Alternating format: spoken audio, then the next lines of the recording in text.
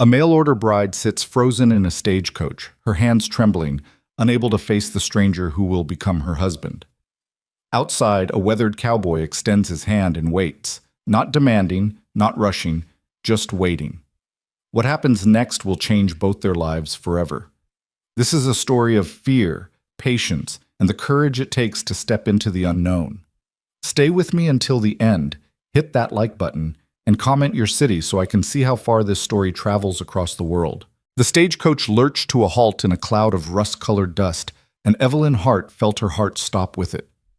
Through the small window, she could see the town of Redstone sprawling before her like a rough sketch drawn in brown and gray.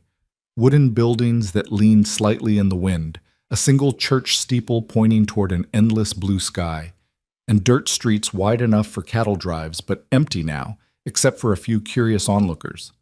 Everything about this place was different from Boston. Everything felt foreign, hard, unforgiving. And somewhere out there, waiting, was the man she'd traveled 2,000 miles to marry. Evelyn's gloved hands gripped the edge of her seat so tightly that her knuckles had gone white beneath the worn fabric. She could hear the driver climbing down from his perch, could hear the creak of leather and the jingle of harness as the horses shifted their weight. Any moment now, the door would open. Any moment now, she would have to step out into this strange new world and face Luke Barrett, a man she knew only through a handful of carefully written letters. "Miss Hart?" The driver's voice came through the door, rough but not unkind. "We're here, Redstone." Evelyn opened her mouth to respond, but no sound came out. Her throat had closed up entirely, as if her body itself was rebelling against what she was about to do. She heard footsteps approaching the coach, heavy boots on packed earth, a man's stride, confident and unhurried. Her breathing quickened, shallow and rapid, until dark spots danced at the edges of her vision. This was a mistake. This was all a terrible mistake. The door opened. Sunlight flooded the dim interior of the coach, momentarily blinding her. Evelyn raised one hand to shield her eyes, and through the glare she saw him. Luke Barrett stood in the doorway, one hand resting on the frame, the other hanging loose at his side. He was taller than she'd imagined, broad-shouldered and solid in a way that spoke of years of hard physical work. His face was weathered, tanned dark by the relentless Colorado sun, with lines around his eyes that suggested he was somewhere in his early 30s. He wore simple clothing, dark trousers, a cotton shirt open at the collar, a leather vest, and boots that had seen better days. A wide-brimmed hat shaded his face, but she could see his eyes clearly enough. They were gray, storm cloud gray, and they were studying her with an intensity that made her want to disappear. "Miss Hart," he said, his voice low and measured. "I'm Luke Barrett." Evelyn couldn't move, couldn't speak, couldn't do anything but stare at this stranger who was supposed to become her husband. He waited a moment, perhaps expecting her to say something, to take his hand, to step down from the coach like a normal person. When she didn't, she saw a flicker of something cross his face, not impatience, but something softer, understanding, maybe, or pity. The thought of his pity made her want to weep. "Take your time," Luke said quietly. He shifted his stance, settling his weight more comfortably, and extended his right hand toward her. Not reaching into the coach, not trying to pull her out, just offering. "There's no rush."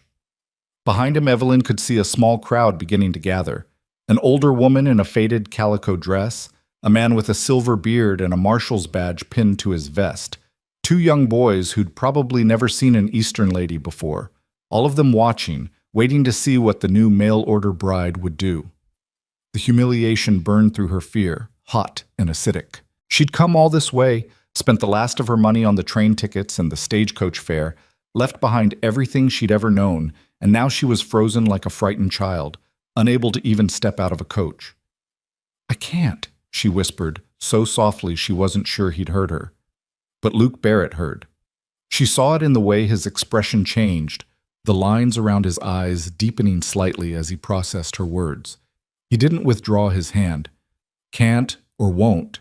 he asked, and there was no judgment in his tone, only curiosity. "I don't know," Evelyn admitted, and felt tears prick at the corners of her eyes. She blinked them back furiously. She would not cry in front of all these strangers. She would not. Luke was quiet for a long moment. Then he did something she didn't expect. He stepped back slightly, giving her more space, and lowered his hand to his side. "All right," he said simply. "Then we'll wait." "Wait?" Evelyn's voice came out higher than she intended. "For what?" "For you to be ready." "That could be—" She trailed off, unable to finish the sentence. "That could be forever," she'd been about to say. "That could be never." "Then I guess we'll be here a while." Luke reached up and adjusted his hat, tilting it back slightly so she could see his face more clearly. "Miss Hart, I want you to understand something right from the start. I asked you to come here, and you came. That took courage. More courage than most people have. But I didn't ask you to come here so you'd have to do things you're not ready for." Evelyn stared at him, trying to understand what he was saying. This wasn't how it was supposed to work. Mail-order brides were purchased, essentially, arrangements made between desperate women and lonely men. There were expectations, obligations. She'd signed her name to a contract of sorts. She'd agreed to marry him, to be his wife in every sense of the word, in exchange for passage west and a home. She owed him, and men collected their debts. But Luke Barrett wasn't acting like a man who'd just paid for a bride. He was acting like she didn't know what he was acting like. She'd never encountered anything like this before. "Mr. Barrett," she began. "Luke," he interrupted gently. "Just Luke." Luke. The name felt strange on her tongue. Too familiar, too intimate for someone she'd just met. "I signed a contract. I agreed to marry you. I can't just sit here indefinitely." "Why not?" The question was so unexpected that Evelyn actually laughed, a short, sharp sound that held no humor. "Because it's absurd. Because all these people are watching. Because you didn't pay for my passage across the country so I could have a fit of nerves in a stagecoach. I paid for your passage because I needed help on my ranch, and you needed a new start," Luke said, his voice still calm, still patient. "The marriage was your idea, if I recall correctly. You said in your letter that you wanted the security of a legal arrangement before you came west." He was right. Evelyn remembered writing that letter, late at night in her cramped boarding house room in Boston, trying to find the words to explain her situation without sounding completely desperate. She'd been very clear about wanting a marriage contract before she made the journey. At the time, it had seemed like the only way to protect herself. Now, trapped in this coach with Luke Barrett's steady gaze on her, she wasn't sure what she'd been thinking. "I did say that," she admitted quietly. "And I agreed because it seemed reasonable," Luke continued. "But Miss Hart, Evelyn, I want you to understand that the piece of paper we signed doesn't mean you stop having choices. You came here of your own free will. You can leave the same way, if that's what you decide. But first you have to step out of this coach." "I'm afraid," Evelyn said, the words tumbling out before she could stop them. "I'm so afraid I can't breathe." "I know." Luke's voice was impossibly gentle. "I can see it. But I'm going to tell you something, and I need you to believe me.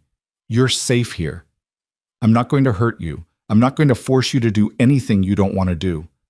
All I'm asking right now is that you take my hand and let me help you down from this coach. That's all.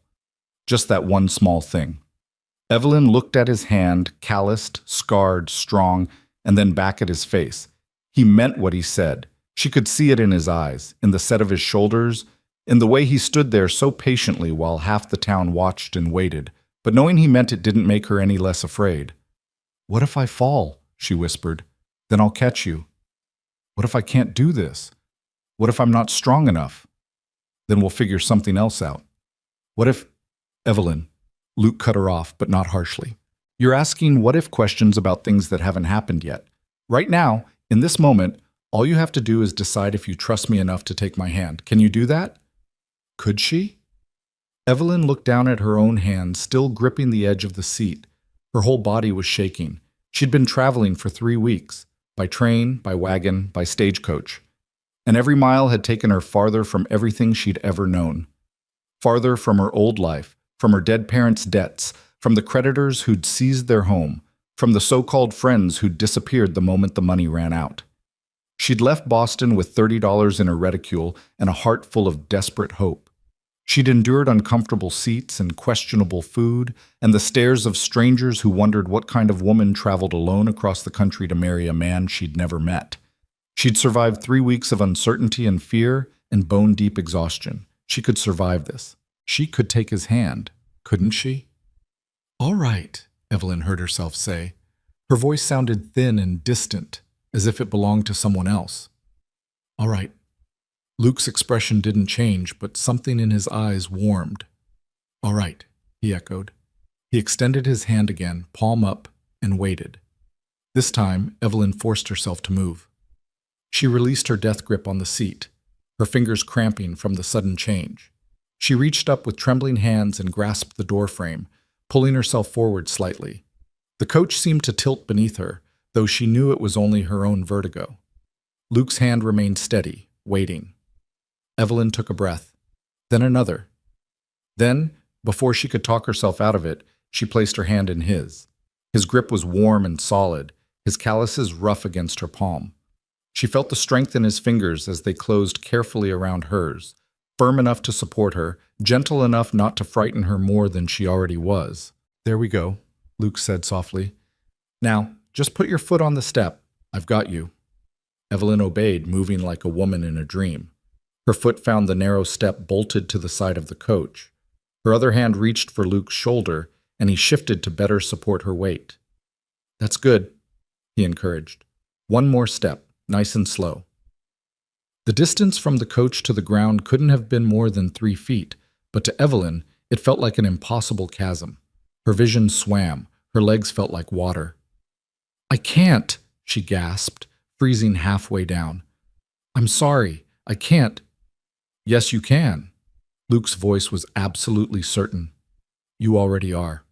One more step, Evelyn. Just one more. And you're there." She didn't remember making the decision to move, but somehow her foot found the ground. Solid earth beneath her boot. Real, tangible, unmovable. She'd done it. She'd actually done it. Evelyn's knees buckled. True to his word, Luke caught her. His arm came around her waist, strong and steadying, holding her upright as her body gave out entirely.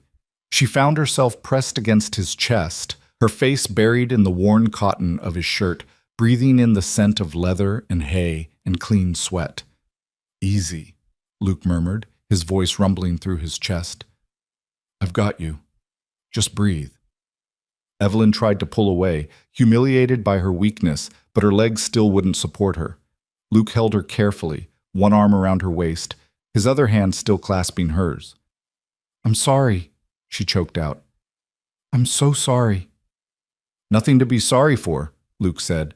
"You just spent 3 weeks traveling. You're exhausted and overwhelmed. It's understandable. Everyone's watching. Let them watch." There was something almost defiant in his tone. "They'll get bored soon enough." He was right. Evelyn could feel her strength slowly returning, seeping back into her limbs like water into dry earth.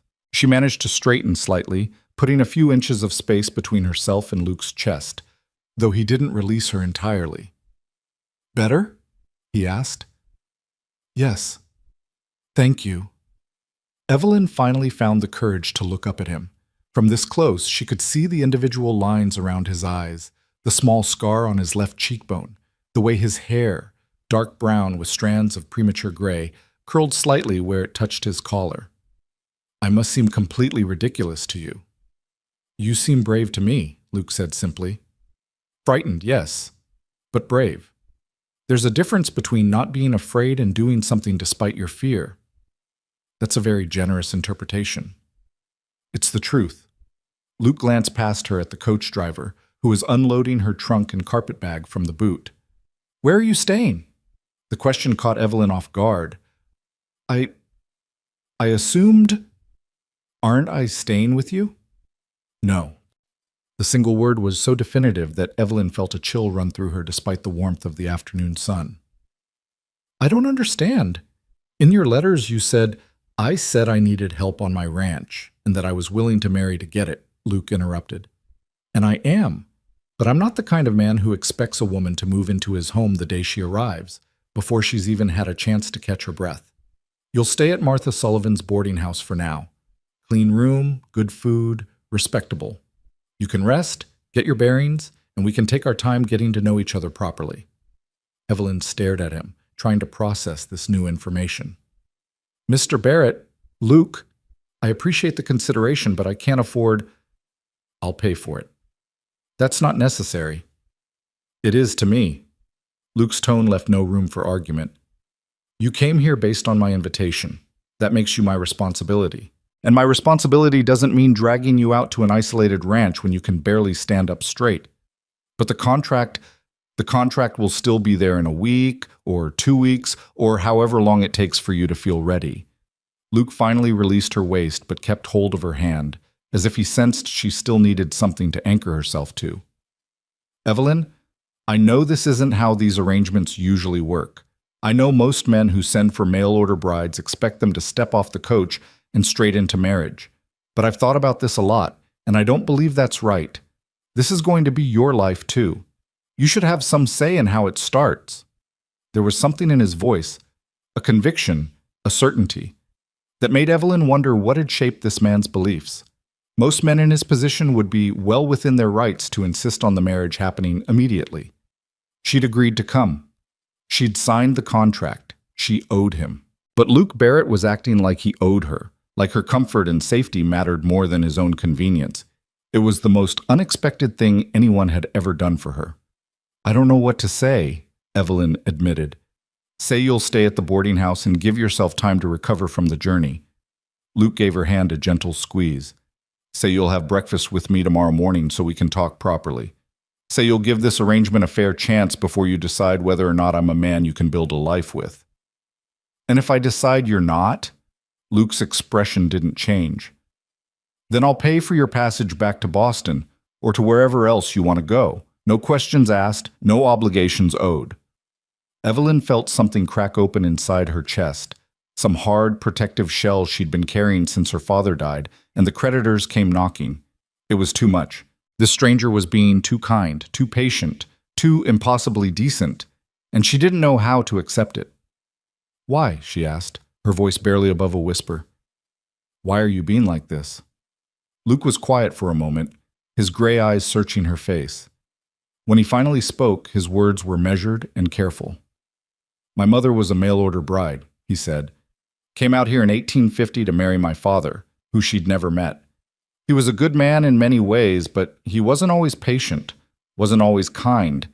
He expected her to adapt immediately to a life she'd never known, in a place that was nothing like where she came from. It broke something in her. His jaw tightened slightly. I watched her struggle for years, trying to be what he needed her to be, trying to fit into a life she'd never chosen. By the time I was old enough to understand what I was seeing, it was too late to change it. I'm sorry, Evelyn said softly. Don't be sorry. Learn from it. Luke released her hand and reached up to adjust his hat again, a gesture she was beginning to recognize as something he did when he was uncomfortable. When I decided to look for a wife, I promised myself I'd do it differently. I'd give her choices. I'd give her time. I'd treat her like a partner, not property. He looked directly at her. So that's what I'm doing. If it makes things harder or slower, so be it. At least I'll be able to look at myself in the mirror. Evelyn felt tears welling up again, but this time they weren't from fear. They were from something else entirely. Relief, maybe, or gratitude, or the overwhelming realization that she might have accidentally stumbled into the one arrangement in 1,000 that wasn't designed to trap her. Thank you, she managed. Thank you. Luke nodded, then turned and gestured to someone in the small crowd. Martha, could you come here a moment? The older woman Evelyn had noticed earlier stepped forward. She was probably in her 50s, with iron gray hair pulled back in a severe bun, and a face that suggested she'd seen every possible human behavior and remained unimpressed by most of it. But her eyes were kind. This is Martha Sullivan, Luke explained. She runs the boarding house. Martha, this is Evelyn Hart. She'll be staying with you for a while. Martha looked Evelyn up and down with the assessing gaze that somehow managed to be both critical and sympathetic. You look half dead, girl. When's the last time you had a proper meal? I'm not sure, Evelyn admitted. Yesterday, maybe? The food on the stagecoach was Inedible, I know. Martha made a dismissive gesture. Well, come along then. I've got stew on the stove and fresh bread from this morning. We'll get some food in you and a hot bath drawn, and then you can sleep for about 12 hours. Luke, you get her trunk and bring it up to the blue room. Yes, ma'am. There was a hint of amusement in Luke's voice, as if he was accustomed to taking orders from Martha Sullivan. Martha held out her hand to Evelyn. Can you walk, or do you need help? I can walk, Evelyn said, and was relieved to find it was true. Her legs were steadier now, though she still felt like she might collapse at any moment. She took Martha's offered arm gratefully. Before they moved away, Evelyn looked back at Luke. He was already heading toward her trunk, apparently intent on carrying it himself rather than letting the coach driver handle it. As if sensing her gaze, he glanced over his shoulder and gave her a small nod. Tomorrow morning, he called, breakfast at Sullivan's. 8 o'clock, if that suits you. 8 o'clock, Evelyn agreed.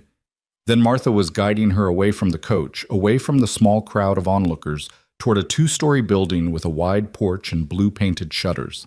As they walked, Martha kept up a steady stream of conversation. Nothing important, just observations about the town and warnings about which merchants to trust and which to avoid. Evelyn understood that the older woman was trying to distract her, to ease her through those first difficult moments in a strange place, and she was grateful for it. But even as she listened and nodded and tried to take in all this new information, part of Evelyn's mind remained fixed on Luke Barrett, on the way he'd waited so patiently while she struggled with her fear, on the strength of his hand and the gentleness of his touch, on his matter-of-fact insistence that she deserved time and choices and respect. She'd come west expecting to trade one form of desperation for another, exchanging the poverty and scandal of Boston for the hard work and isolation of a Colorado ranch. She'd been prepared to endure whatever was necessary to survive. She hadn't been prepared for kindness. As Martha led her up the steps of the boarding house, Evelyn allowed herself to feel something she hadn't felt in a very long time. Hope. It was small and fragile, barely more than a spark, but it was there. Maybe, just maybe, she'd made the right choice after all. Inside the boarding house, Martha's prediction proved accurate. There was indeed stew, thick and rich with vegetables and chunks of tender beef, and fresh bread still warm from the oven. Evelyn ate like a woman starving, which wasn't far from the truth, and accepted a second bowl when Martha offered it. The dining room was simple but clean, with checked curtains on the windows and wildflowers in a jar on the table. This is the blue room, Martha said eventually, leading Evelyn up a narrow staircase to the second floor. It's my nicest, Luke insisted. The room was small but charming, with faded blue wallpaper and white lace curtains. An iron frame bed stood against one wall, covered with a quilt in a pattern of interlocking rings. There was a washstand with a porcelain basin, a simple wardrobe, and a small writing desk beneath the window.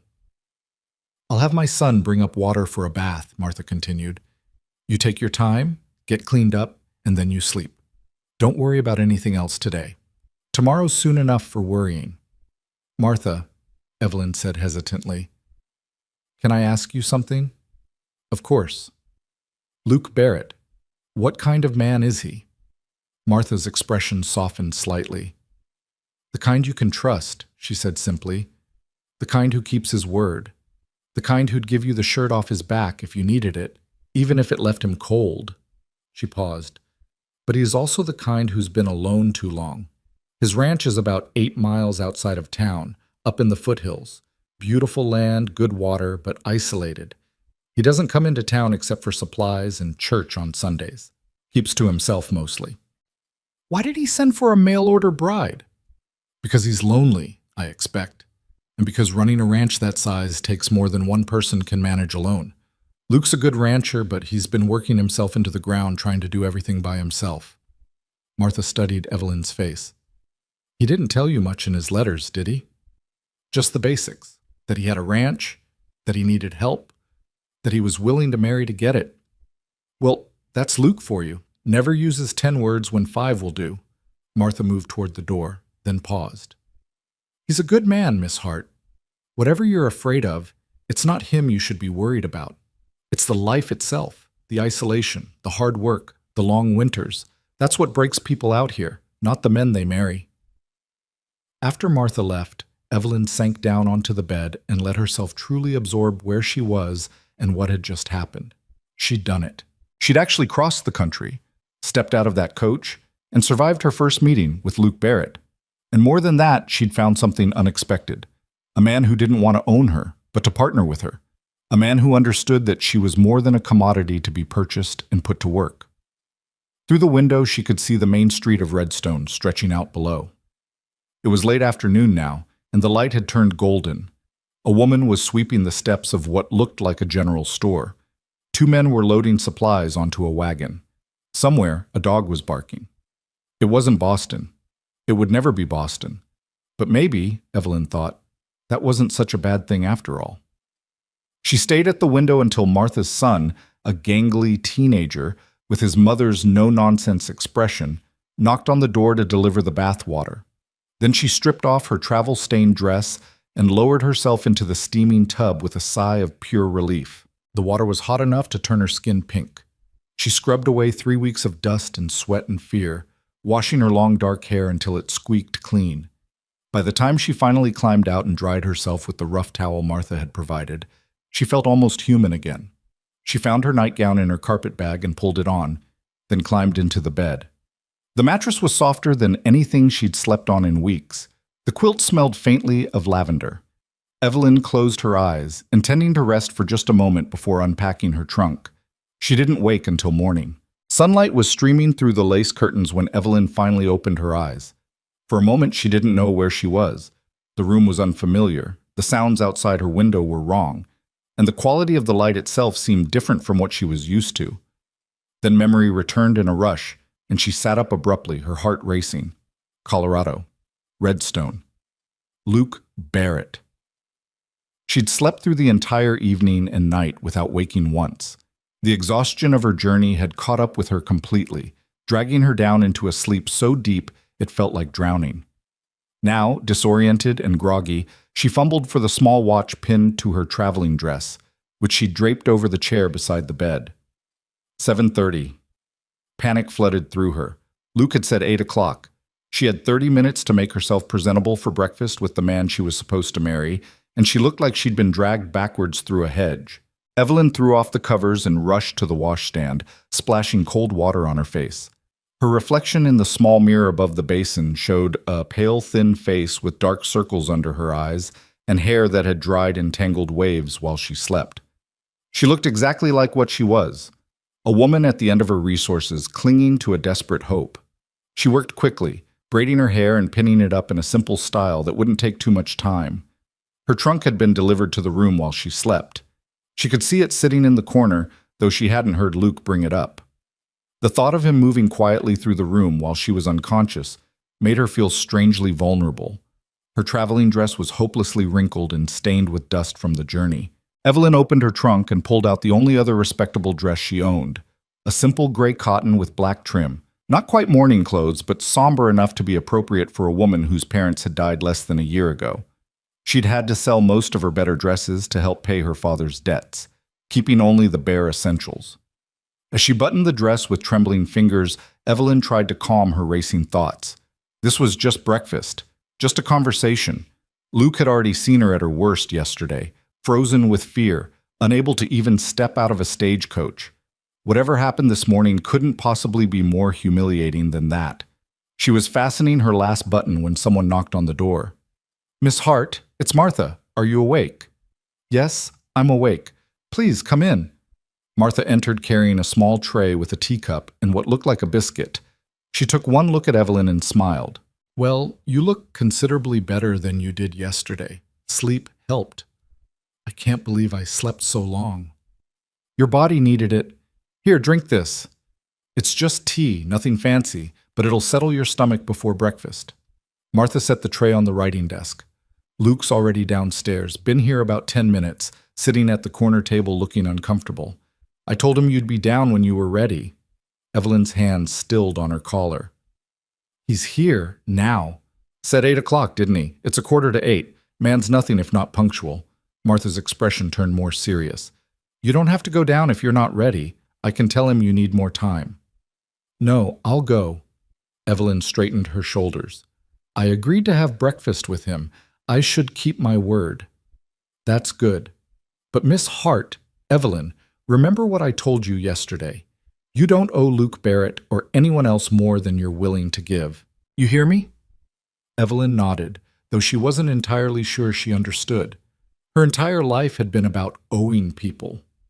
Owing her father respect and obedience, owing the creditors money after he died, owing society the appearance of proper behavior even when she was drowning in debt and shame. The idea that she might not owe Luke Barrett her complete compliance was foreign and slightly terrifying. She took a few sips of the tea, which was strong and bitter but steadying, then followed Martha downstairs. The dining room looked different in the morning light. Several of the tables were occupied by boarders, working men mostly, ranch hands or miners who were staying in town temporarily. They looked up when Evelyn entered, their conversations dying away as they studied her with undisguised curiosity. She felt her face heat under their stares. Then Luke stood up from the corner table, and every other man in the room seemed to fade into insignificance. He'd cleaned up since yesterday. His dark hair was damp, as if he'd bathed recently, and he'd shaved. He wore a clean white shirt and dark trousers, and he'd left his hat hanging on a peg by the door. Without the wide brim shading his face, she could see him more clearly. The strong line of his jaw, the directness of his gaze, the way he held himself with a quiet confidence that suggested he was comfortable in his own skin. "Miss Hart," he said, his voice carrying easily across the room. "Good morning." "Good morning." Evelyn's voice came out smaller than she'd intended. She crossed to the table, acutely aware that everyone was watching. "I hope I haven't kept you waiting." "Not at all. Please, sit." Luke pulled out a chair for her, a gesture of courtesy that felt almost absurd given the circumstances. They were supposed to be discussing a marriage contract, not courting like proper society people. Evelyn sat, and Luke returned to his own seat across from her. For a moment, they simply looked at each other, neither quite sure how to begin. Martha appeared at Evelyn's elbow with a coffee pot. "Breakfast is eggs, bacon, and potatoes this morning. That suit you both?" "That's fine, thank you," Luke said. "Yes, thank you," Evelyn echoed. Martha poured coffee for both of them and disappeared back into the kitchen. The silence stretched between them, awkward and heavy. Evelyn wrapped her hands around the warm cup, grateful for something to do with them. "Did you sleep well?" Luke asked finally. "Yes, very well. I didn't wake up until this morning." Evelyn paused. "Thank you for bringing my trunk up. I didn't hear you." "You were out cold. I tried to be quiet." Another silence. Evelyn took a sip of her coffee to have something to do. It was stronger than she usually took it, bitter enough to make her wince slightly. Luke noticed. "Too strong?" "I'm not used to it this way. In Boston, my family used to take coffee with cream and sugar." "Martha's got both. I can ask." "No, it's fine." Evelyn took another sip, forcing herself to swallow without reacting. "I need to get used to things being different here." Luke studied her for a moment, his gray eyes thoughtful. "Different doesn't have to mean worse. And there's no shame in liking what you like. Martha won't think less of you for wanting cream in your coffee." "It's not about what Martha thinks." "What is it about then?" Evelyn set down her cup carefully, trying to find the right words. "In Boston, after my father died, and the creditors took everything, I learned very quickly that people judge you by the smallest things. If you put cream in your coffee when you can't afford to keep a roof over your head, they call you frivolous and wasteful. If you try to maintain any standards at all, they say you're putting on airs above your station." She looked up at him. "I suppose I'm still learning that I don't have to justify every small choice I make." Luke's expression softened. "You don't. Not to me, anyway. If you want cream in your coffee, have cream in your coffee. If you want to take it black, that's fine too. But don't deny yourself something you want just because you think it makes you look stronger or more adaptable. That's not strength. That's just making yourself miserable for no reason." Before Evelyn could respond, Martha returned with 2 heaping plates of food. The eggs were cooked over easy, the bacon was crisp, and the potatoes were seasoned with something that smelled like rosemary. Evelyn's stomach growled audibly. "Cream's on the side table if you want it," Martha said pointedly, looking at Evelyn. Then she was gone again, leaving them alone. For a few minutes they ate in silence. Evelyn was hungrier than she'd realized, and the food was better than anything she'd tasted in weeks. She'd nearly cleaned her plate before she remembered that ladies were supposed to eat daintily and leave something behind to show they weren't gluttonous. When she looked up, she found Luke watching her with something that might have been approval. "It's good to see you eat," he said simply. "You're too thin." Evelyn felt her defenses rise. "I'm perfectly healthy." "Didn't say you weren't, just said you're too thin. There's a difference." Luke set down his fork. "Evelyn, I'm going to be direct with you because I don't see the point in dancing around things. You came out here because you were desperate. I know that. You know that. Let's not pretend otherwise." The bluntness of his words hit her like cold water. Evelyn felt tears prick at her eyes, though she blinked them back furiously. "That's rather cruel." "Is it? Or is it honest?" Luke leaned forward slightly. "I'm not trying to hurt you. I'm trying to make sure we both understand what we're doing here. You didn't come west on some romantic adventure. You came because you'd run out of options in Boston. And I didn't send for a mail-order bride because I'm some lonely romantic. I sent for you because I need help running my ranch, and I'm tired of doing everything alone." "Then why are you being so—" Evelyn struggled to find the right word. "So considerate? Why not just insist on the marriage immediately and put me to work?" "Because consideration and practicality aren't opposites." Luke picked up his coffee cup, turning it slowly in his hands. "Yes, I need help on the ranch. Yes, I want a wife. But I also want someone who chooses to be there, not someone who's trapped and miserable. A resentful partner is worse than no partner at all. So I'm giving you time to see what you're getting into and decide if it's something you can live with." Evelyn absorbed this slowly. "How much time?" "As much as you need. A week, 2 weeks, a month. However long it takes for you to feel like you're making a real choice, not just accepting the only option you've got. And if I decide I can't do it, then like I said yesterday, I'll pay for your passage to wherever you want to go." Luke met her eyes steadily. "But I'm hoping you won't decide that. I'm hoping you'll give this a real chance." "Why me?" The question burst out of Evelyn before she could stop it. "You could have chosen any number of women. Why did you answer my letter?" Luke was quiet for a long moment. "You want the truth?" "Yes." "Because you were honest. Most of the letters I got were full of flowery language about fresh starts and new beginnings. Lots of talk about how the woman was ready to embrace ranch life and work hard. But your letter was different. You told me straight out that you were in debt, that your father had died, that the creditors were coming for everything. You said you needed a way out and you were willing to work for it. You didn't try to make yourself sound more appealing than you were. You just told me the truth."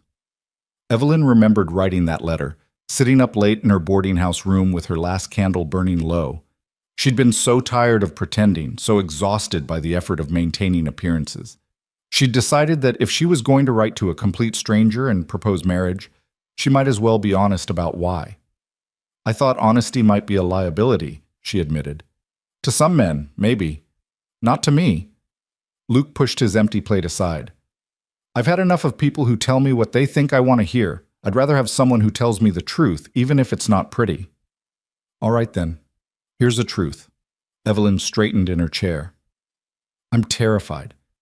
I'm terrified of this place, of this life, of you. I'm terrified that I'm not strong enough to survive here. I'm terrified that I made a horrible mistake coming west. But I'm also terrified that if I go back to Boston, I'll end up in debtor's prison or worse. I'm terrified every single moment of every single day, and I don't know how to make it stop."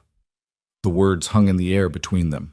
Evelyn couldn't believe she'd said them out loud, but now that they were out, she felt strangely lighter, as if some terrible pressure had been released.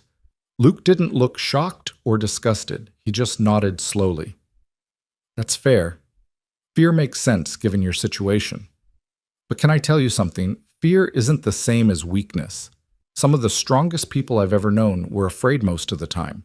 They just didn't let the fear stop them from doing what needed to be done." "Is that supposed to be encouraging?" "It's supposed to be realistic." A slight smile tugged at the corner of Luke's mouth.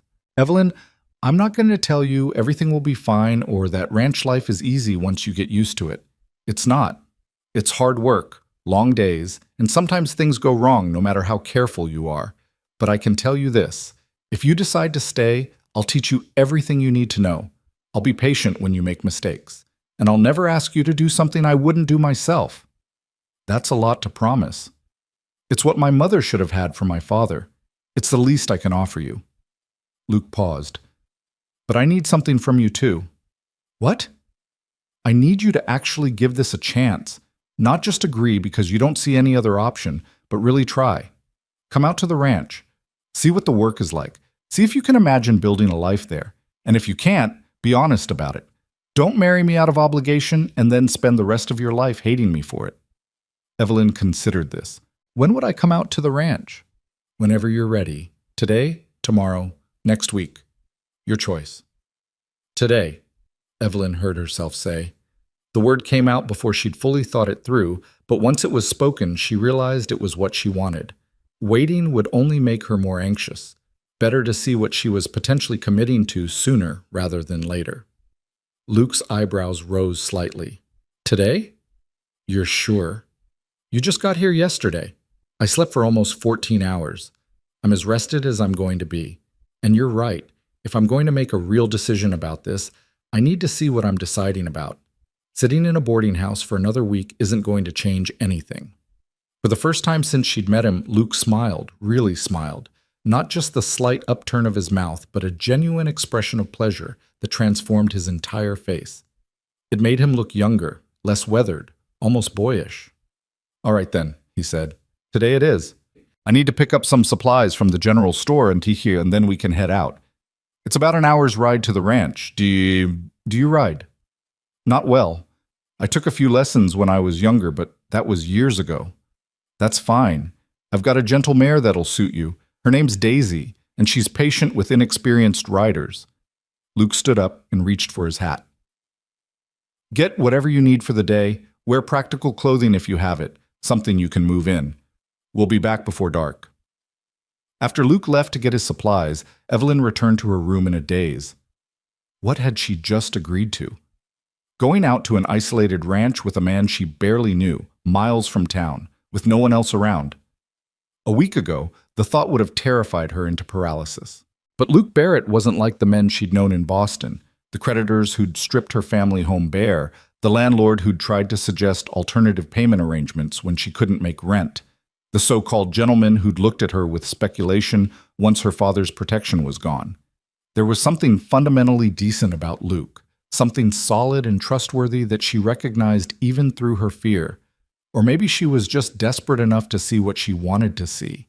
Maybe she was deluding herself into thinking this arrangement could be anything other than another form of transaction, bodies and labor exchanged for security and survival. Evelyn pushed the thoughts away and focused on the practical matter of what to wear. She didn't have much in the way of practical clothing. Most of her dresses were designed for life in the city, with tight bodices and long skirts that would be completely unsuitable for ranch work. Finally, she settled on the plainest dress she owned, a brown calico that had been her work dress back in Boston. It was faded and had been mended several times, but it allowed her to move more freely than her other options. She was pinning up her hair when Martha knocked on the door. "Come in," Evelyn called. Martha entered with what looked like a riding hat. "Thought you might need this. Sun's brutal this time of day, and you've got city skin. You'll burn if you're not careful." "Thank you." Evelyn took the hat, touched by the gesture. "Martha, can I ask you something?" "Of course." "Do you think I'm making a mistake, going out to Luke's ranch today?" Martha settled herself on the edge of the bed, her expression thoughtful. "That depends on what you're hoping to find there." "I don't know what I'm hoping to find. I just know I need to see it. Need to understand what kind of life he's offering me." "Then no, it's not a mistake. Going in blind would be a mistake. Going with your eyes open is just smart." Martha paused. "But Evelyn, I want you to understand something. Luke's ranch is beautiful, some of the best land in the territory, but it's also isolated. The nearest neighbor is about 4 miles away. In winter, you can go weeks without seeing anyone but Luke. Some women thrive in that kind of solitude. Others," she shook her head, "others wither away like plants without sunlight. You need to figure out which kind you are." "I don't know which kind I am." "Then this visit will tell you." Martha stood up and moved toward the door. One more thing. Luke Barrett is a good man, but he's been alone a long time. He's used to his own company, his own routines. If you do decide to marry him, it's going to take work from both of you to figure out how to share a life. Don't expect it to be easy just because he's being considerate right now. After Martha left, Evelyn sat at the writing desk and tried to compose her thoughts. Everything was happening so fast. Yesterday, she'd been too afraid to step out of a stagecoach. Today, she was preparing to visit an isolated ranch with a man she'd just met. Tomorrow? Who knew what tomorrow would bring?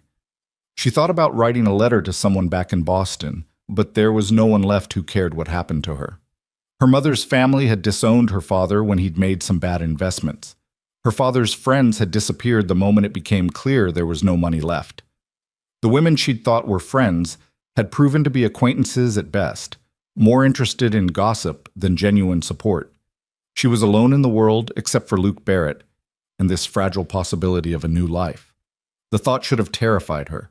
Strangely, it didn't. Or maybe she'd simply exhausted her capacity for terror and moved into some calmer space beyond it. When Luke returned an hour later, Evelyn was waiting in the boarding house parlor, the riding hat perched awkwardly on her head. He took one look at her and smiled again, that transformation that made him seem like a completely different person. "Ready?" he asked. "As ready as I'll ever be." He led her out to where two horses were tied to the hitching post in front of the boarding house. One was a large bay gelding, clearly Luke's mount. The other was a smaller chestnut mare with a white blaze on her face and gentle eyes. "This is Daisy," Luke said, running his hand down the mare's neck. "Daisy, this is Evelyn. You're going to take good care of her, understand?" The horse whuffed softly, as if agreeing. Luke showed Evelyn how to mount, supporting her weight as she got her foot into the stirrup and swung her leg over. It felt precarious and strange, sitting so high off the ground, but Daisy stood perfectly still throughout the process. "Good," Luke said once Evelyn was settled. "Now Daisy knows the way home, so mostly you just need to sit there and let her follow. If you want her to stop, pull gently back on the reins. If you want her to go, give her a little nudge with your heels. But honestly, she'll probably just do what my horse does without you having to do much of anything." "That sounds perfect for someone of my limited skill," Evelyn said. Luke mounted his own horse with the ease of someone who'd been riding since childhood. Then he clicked his tongue and his gelding started forward. True to his word, Daisy followed without any prompting from Evelyn. They rode through the center of Redstone at a walk, and Evelyn had her first real chance to see the town in daylight. It was small, probably not more than 300 people lived here permanently, but it seemed prosperous in a rough frontier way. There was a general store, a blacksmith, a church, a saloon, and a handful of other businesses she couldn't identify. People stopped what they were doing to watch them pass, and Evelyn saw several women whispering behind their hands. "They're curious about you," Luke said, noticing her discomfort. "Mail-order bride is still somewhat unusual out here. Give them a few weeks, and they'll find something else to talk about." "Does it bother you that they're talking?" "No, let them talk. Doesn't change anything." He glanced over at her. "Does it bother you?" "I've survived worse gossip," Evelyn said. "In Boston, after my father died, I couldn't go anywhere without people whispering about the debts and the scandal. At least here, they're just curious, not malicious." Once they left the town behind, the landscape opened up dramatically. The land rolled away in every direction, covered in short grass and sagebrush. In the distance, mountains rose up like jagged teeth against the brilliant blue sky. The air was so clear and clean that Evelyn felt like she could see forever. "It's beautiful," she said softly. Luke looked pleased. "It is. Sometimes I forget, living here every day. But yeah, it's beautiful." They rode in comfortable silence for a while. The motion of the horse was soothing, and Daisy's steady pace made Evelyn feel secure despite her inexperience. The sun was warm on her shoulders, though the riding hat Martha had given her kept it off her face. "Tell me about your ranch," Evelyn said eventually. "What kind of cattle do you raise?" "Mostly longhorns right now, though I'm trying to breed in some Hereford stock to improve the meat quality. I've got about 300 head, give or take. The ranch is roughly 2,000 acres, half of it open grazing land, the rest forested. There's a creek that runs through the property year-round, which is why my father chose this land. Good water is worth more than gold out here." And you manage all of that yourself? For the most part, I hire a few hands during calving season and roundup, but otherwise it's just me. That's part of why I need... He paused. Part of why I wanted a wife. I can't keep up with everything alone. I need someone who can handle the house, the garden, the chickens, maybe help with the accounts and the lighter ranch work. Someone who can be a real partner. What happened to your parents? Evelyn asked. You mentioned your mother was a mail-order bride. Luke was quiet for a moment, and Evelyn worried she had overstepped. But then he began to speak, his voice measured and careful. My father died about 5 years ago, kicked by a horse. He was 52. My mother... He paused again. My mother died when I was 16. Pneumonia, the doctor said. But I think it was more than that. I think she'd just stopped wanting to live. She'd been unhappy for so long, trying to adapt to a life she'd never wanted, trying to be what my father needed her to be. When she got sick, it was almost like she welcomed it, like she saw it as a way out. I'm sorry, Evelyn said quietly. It was a long time ago, but it shaped how I think about marriage, about bringing someone out here. I don't want to make the same mistakes my father did. Luke glanced at her. That's why I'm being so careful with you, why I'm giving you choices. I saw what happens when you don't, and I won't repeat that. They crested a rise, and Luke pointed ahead. There, that's the ranch. Evelyn looked where he was pointing and felt her breath catch. Nestled in a valley between two gentle hills was a house, a real house, not a cabin, built of logs and stone. It had a wide porch that wrapped around two sides, a stone chimney rising from one end, and real glass windows that caught the sunlight. Near the house were several outbuildings, a barn, what looked like a chicken coop, a shed, and a small structure she couldn't identify. Beyond the immediate buildings, she could see cattle dotting the hillsides, dark shapes against the golden grass. The creek Luke had mentioned ran along the southern edge of the property, marked by a line of cottonwood trees. And everywhere she looked, there were mountains, not distant and hazy, but close enough to touch, their peaks still holding patches of snow despite the warmth of the day. Luke, she breathed, it's incredible. He looked at her with an expression she couldn't quite read. You think so? How could anyone not think so? It's like something out of a painting. They rode down into the valley, and as they got closer, Evelyn could see more details. The house was well maintained, the logs chinked carefully against the weather. The porch had a rocking chair on it and a bench. Someone, Luke, she assumed, had planted flowers in old whiskey barrels near the front door. They were wildflowers mostly, nothing fancy, but they added a touch of color and life. Luke helped her dismount, his hand steady on her waist as she slid down from Daisy's back. Her legs were shaky from the ride, and she stumbled slightly. He caught her easily. You'll get used to it, he said. Takes a while to build up the muscles for riding. He led her up onto the porch and opened the front door. The interior of the house was dim after the bright sunlight, and it took Evelyn's eyes a moment to adjust. When they did, she found herself in a large main room that served as both kitchen and living area. There was a stone fireplace on one wall, a cast-iron stove in the corner, a sturdy wooden table with 4 chairs, and a few pieces of simple furniture, a settee, an armchair, a bookshelf. Everything was clean and orderly in a way that surprised her. She'd expected bachelor quarters to be messy, but Luke clearly took pride in his home. 2 bedrooms through there, Luke said, gesturing to doors on either side of the main room. The larger one was my parents'. The smaller one was mine growing up. There's a root cellar under the kitchen for storage, and the well is just outside the back door. Evelyn walked slowly through the space, taking it all in. The house was simple but solid, built to last. There was something almost comforting about its plainness. No pretension, no unnecessary decoration, just honest craftsmanship and careful maintenance. She noticed books on the shelf and moved closer to examine them. There was a Bible, several practical volumes on animal husbandry and farming, but also books of poetry, a volume of Shakespeare, and what looked like a collection of folk tales. You read, she said, surprised. When I have time. My mother taught me. She loved books, used to read to me every night when I was young.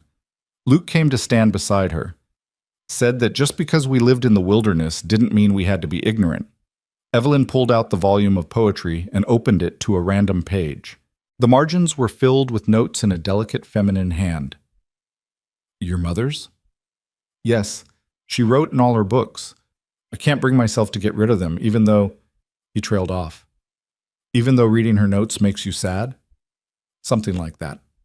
Evelyn carefully returned the book to its place.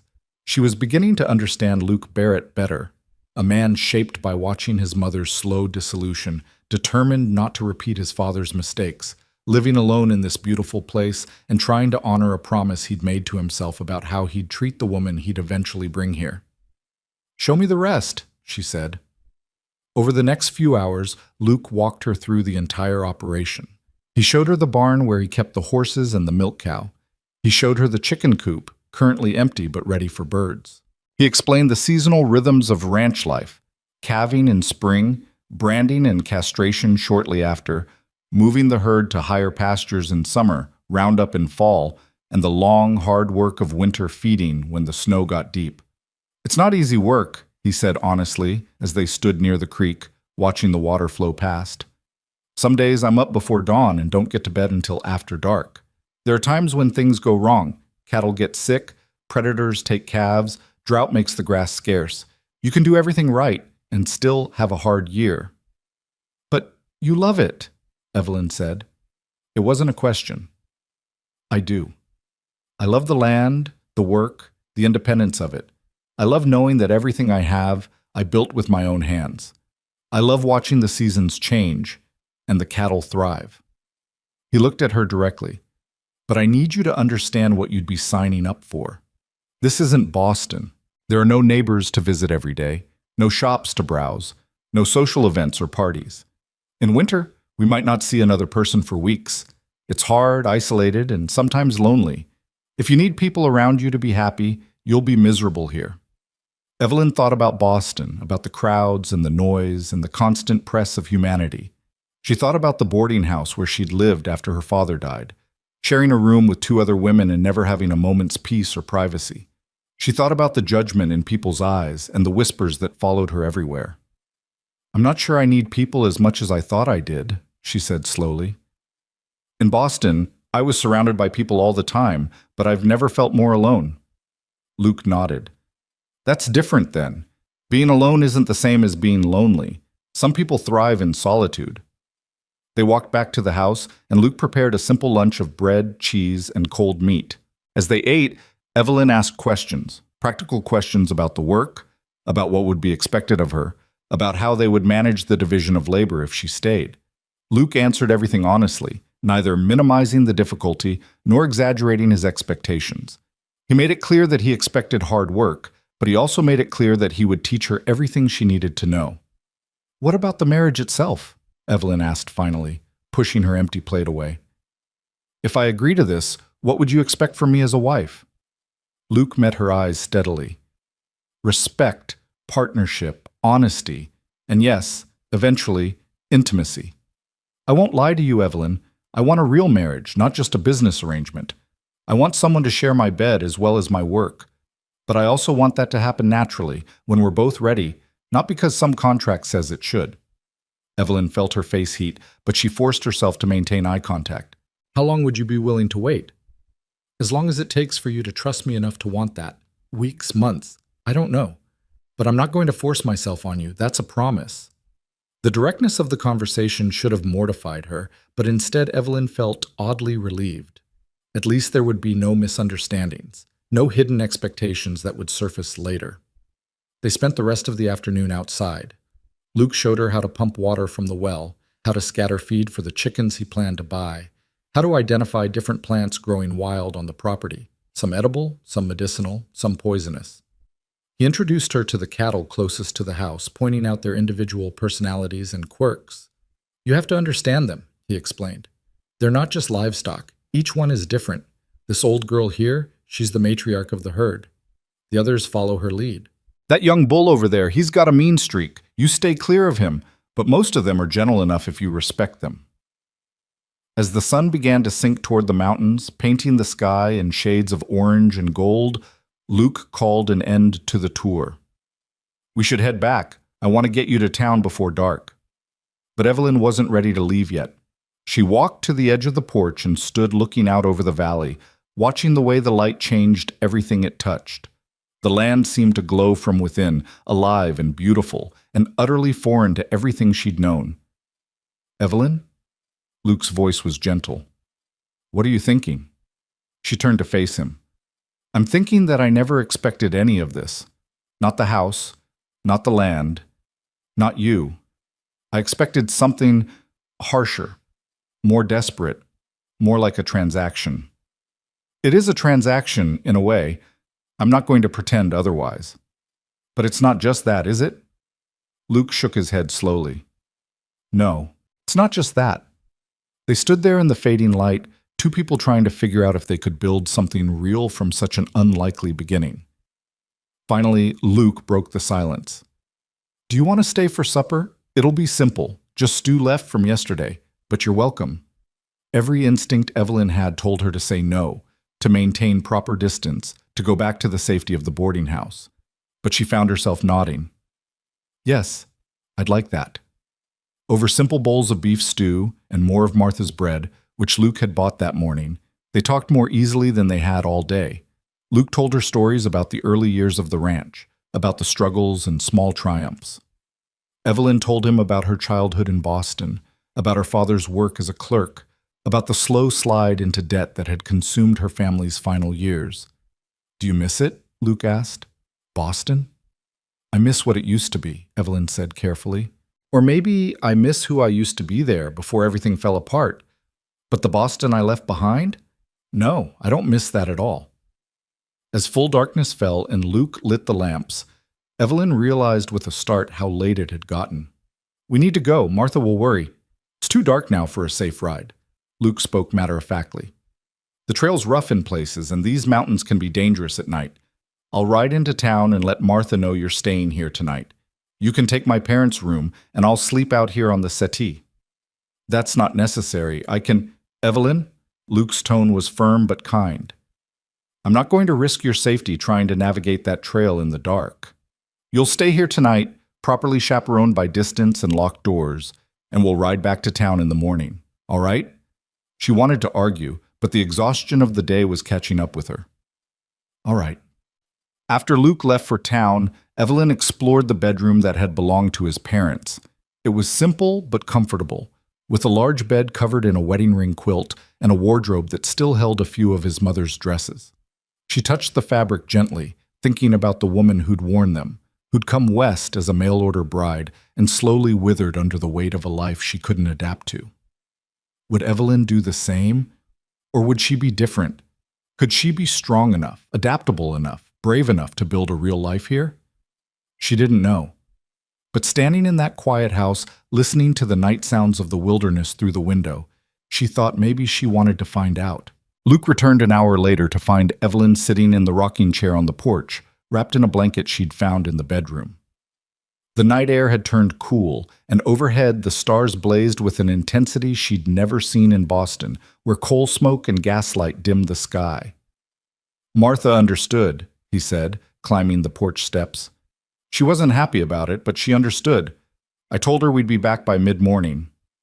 "Thank you." Evelyn pulled the blanket tighter around her shoulders. "I've never seen stars like this." Luke settled himself on the porch railing, looking up. City lights hide them. Out here, on a clear night, you can see thousands. My mother used to say they were like diamonds spilled across black velvet. She was right. Evelyn was quiet for a moment. "Luke, can I ask you something personal?" "I suppose that depends on how personal." "When you decided to send for a mail-order bride, were you looking for someone specific, or would any capable woman have done?" Luke considered the question carefully. "Bit of both, I guess. I needed someone who could work hard, someone practical and honest. But I also wanted someone who could be more than just a hired hand. Someone I could talk to at the end of the day, someone who'd challenge me when I was being stubborn, someone who'd make this house feel like a home instead of just a place I sleep." He looked at her. "Why do you ask?" "Because I'm trying to understand what you see when you look at me. I'm not strong like the women who grew up out here. I don't know anything about ranching or frontier life. I can barely ride a horse. What made you think I could be what you need?" You want the honest answer? Always. Luke shifted his weight, the railing creaking slightly beneath him. When I read your letter, I saw someone who'd been knocked down by life, but hadn't stayed down. You could have done a lot of things when your father died and the debts came due. You could have looked for a wealthy man to marry in Boston, traded your respectability for financial security. You could have given up entirely. But instead, you scraped together enough money to travel 2,000 miles to marry a stranger just because you weren't willing to let circumstances destroy you completely. He paused. That's not weakness, Evelyn. That's steel wrapped in silk. That's exactly the kind of strength you need to survive out here. Evelyn felt something tight in her chest loosen slightly. I don't feel strong. Most of the time, I just feel scared. Scared and strong aren't opposites. Some of the bravest people I've known were terrified every single day. They just didn't let the fear win. Luke stood up from the railing. You should get some sleep. Tomorrow's going to be another long day. But Evelyn didn't move from the rocking chair. What happens next? If I decide I want to try this, what's the next step? We get to know each other better. You keep staying at Martha's, but you come out here during the days. I teach you what you need to know about ranch life. We work together, eat together, talk together. We figure out if we can actually stand each other's company for more than a few hours at a time. Luke's voice was matter-of-fact. And when we're both ready, when you feel like you're making a real choice and not just accepting the only option you have, we get married. How long do you think that will take? I don't know. A few weeks, maybe a month, however long it needs to be. Evelyn finally stood up, folding the blanket carefully. All right, let's do that. Luke's expression warmed. Yeah? Yeah. She managed a small smile. I can't promise I won't be terrible at everything. I can't promise I won't have moments where I panic and want to run back to Boston, but I can promise I'll try. That's all I can offer right now. That's enough, Luke said simply. That's more than enough. The next morning they rode back to Redstone as the sun was rising, painting the mountains in shades of pink and gold. When they arrived at the boarding house, Martha was waiting on the porch with her arms crossed and a stern expression that softened slightly when she saw them. You two caused quite a stir, she said. Half the town thinks you've already married in secret. Let them think what they want, Luke said, helping Evelyn dismount. We know the truth. The truth isn't always enough to stop gossip, but Martha's tone was more resigned than angry. Evelyn, come inside. You need breakfast and a proper wash. Luke, I expect you have work to do. Over the next 3 weeks, a pattern emerged. Each morning, Luke would arrive at the boarding house at 7 o'clock sharp. They'd have breakfast together while he outlined what he planned to teach her that day. Then they'd ride out to the ranch, and Evelyn would spend hours learning skills she'd never imagined needing. Luke taught her how to pump and carry water without spilling half of it, how to build and maintain a fire in both the stove and the fireplace, how to recognize the signs of weather changing, the way the wind shifted before a storm, the particular quality of light that meant rain was coming, the behavior of animals that indicated approaching danger. He showed her how to milk the cow, her hands clumsy at first on the warm udders until she found the rhythm of it, how to collect eggs from the nesting boxes without disturbing the hens, how to churn butter, a task that left her arms aching and made her appreciate every pat of butter she'd ever eaten without thought. She learned to identify edible plants and avoid poisonous ones. She learned which herbs could be used for medicine and which for cooking. She learned how to preserve food in the root cellar, how to judge the quality of hay, how to mend harnesses and saddles with leather and strong thread. Some tasks came easily to her. She had a natural head for numbers and took over managing Luke's accounts, organizing his records in a way that made sense and would help him track his profits and expenses more efficiently. She could read and write well, skills that proved valuable when Luke needed to draft letters to potential buyers or suppliers. But other tasks were harder. Physical labor exhausted her quickly at first, her body unaccustomed to the demands Luke's life placed on it. She developed blisters on her hands from hauling water and chopping vegetables. Her back ached from bending over the garden. Her thighs burned from hours in the saddle as Luke gradually increased the length of their rides. Through it all, Luke remained patient. When she made mistakes, and she made many, He never lost his temper or made her feel stupid. He simply showed her the correct way again and again and again until her hands knew what to do without her mind having to direct them. "You're doing well," he said one afternoon as they worked together in the garden, pulling weeds and checking on the vegetables he'd planted earlier in the season. "Better than I expected, honestly." Evelyn wiped sweat from her forehead with the back of her hand. "I'm slow at everything." "Slow isn't the same as incompetent. You're learning, and you're getting better every day. That's what matters." Luke sat back on his heels, studying the neat rows they'd weeded. "Besides, you brought something to this ranch I didn't have before." "What's that? The ability to make everything take twice as long?"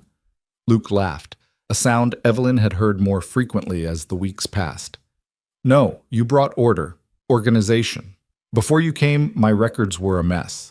I knew roughly what I had and what I owed, but I couldn't have told you exactly without spending hours going through scattered papers. Now I can look at your ledgers and know instantly where I stand financially.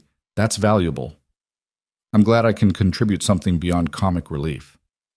"You contribute more than you think." Luke's voice turned serious. "Evelyn, I want you to know something. These past few weeks, having you here, working alongside you, talking with you at the end of the day, it's made me realize how lonely I've been. I didn't even know how much I was missing until you showed up and filled that empty space." Evelyn felt her heart skip. They'd grown comfortable with each other over the weeks, developing an easy rhythm of work and conversation. But this was the first time Luke had said anything so openly emotional. "I felt it too," she admitted. "The difference between being alone and being lonely. I thought I understood it before, but I didn't. Not really." They looked at each other across the garden rows, the afternoon sun warm on their shoulders and dirt under their fingernails.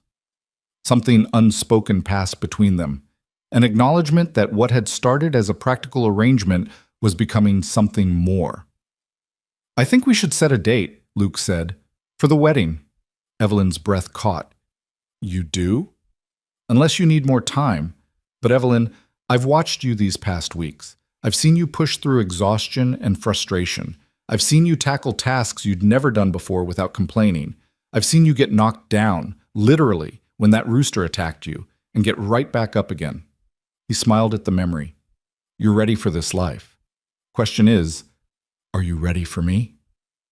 Was she? Evelyn searched her feelings carefully.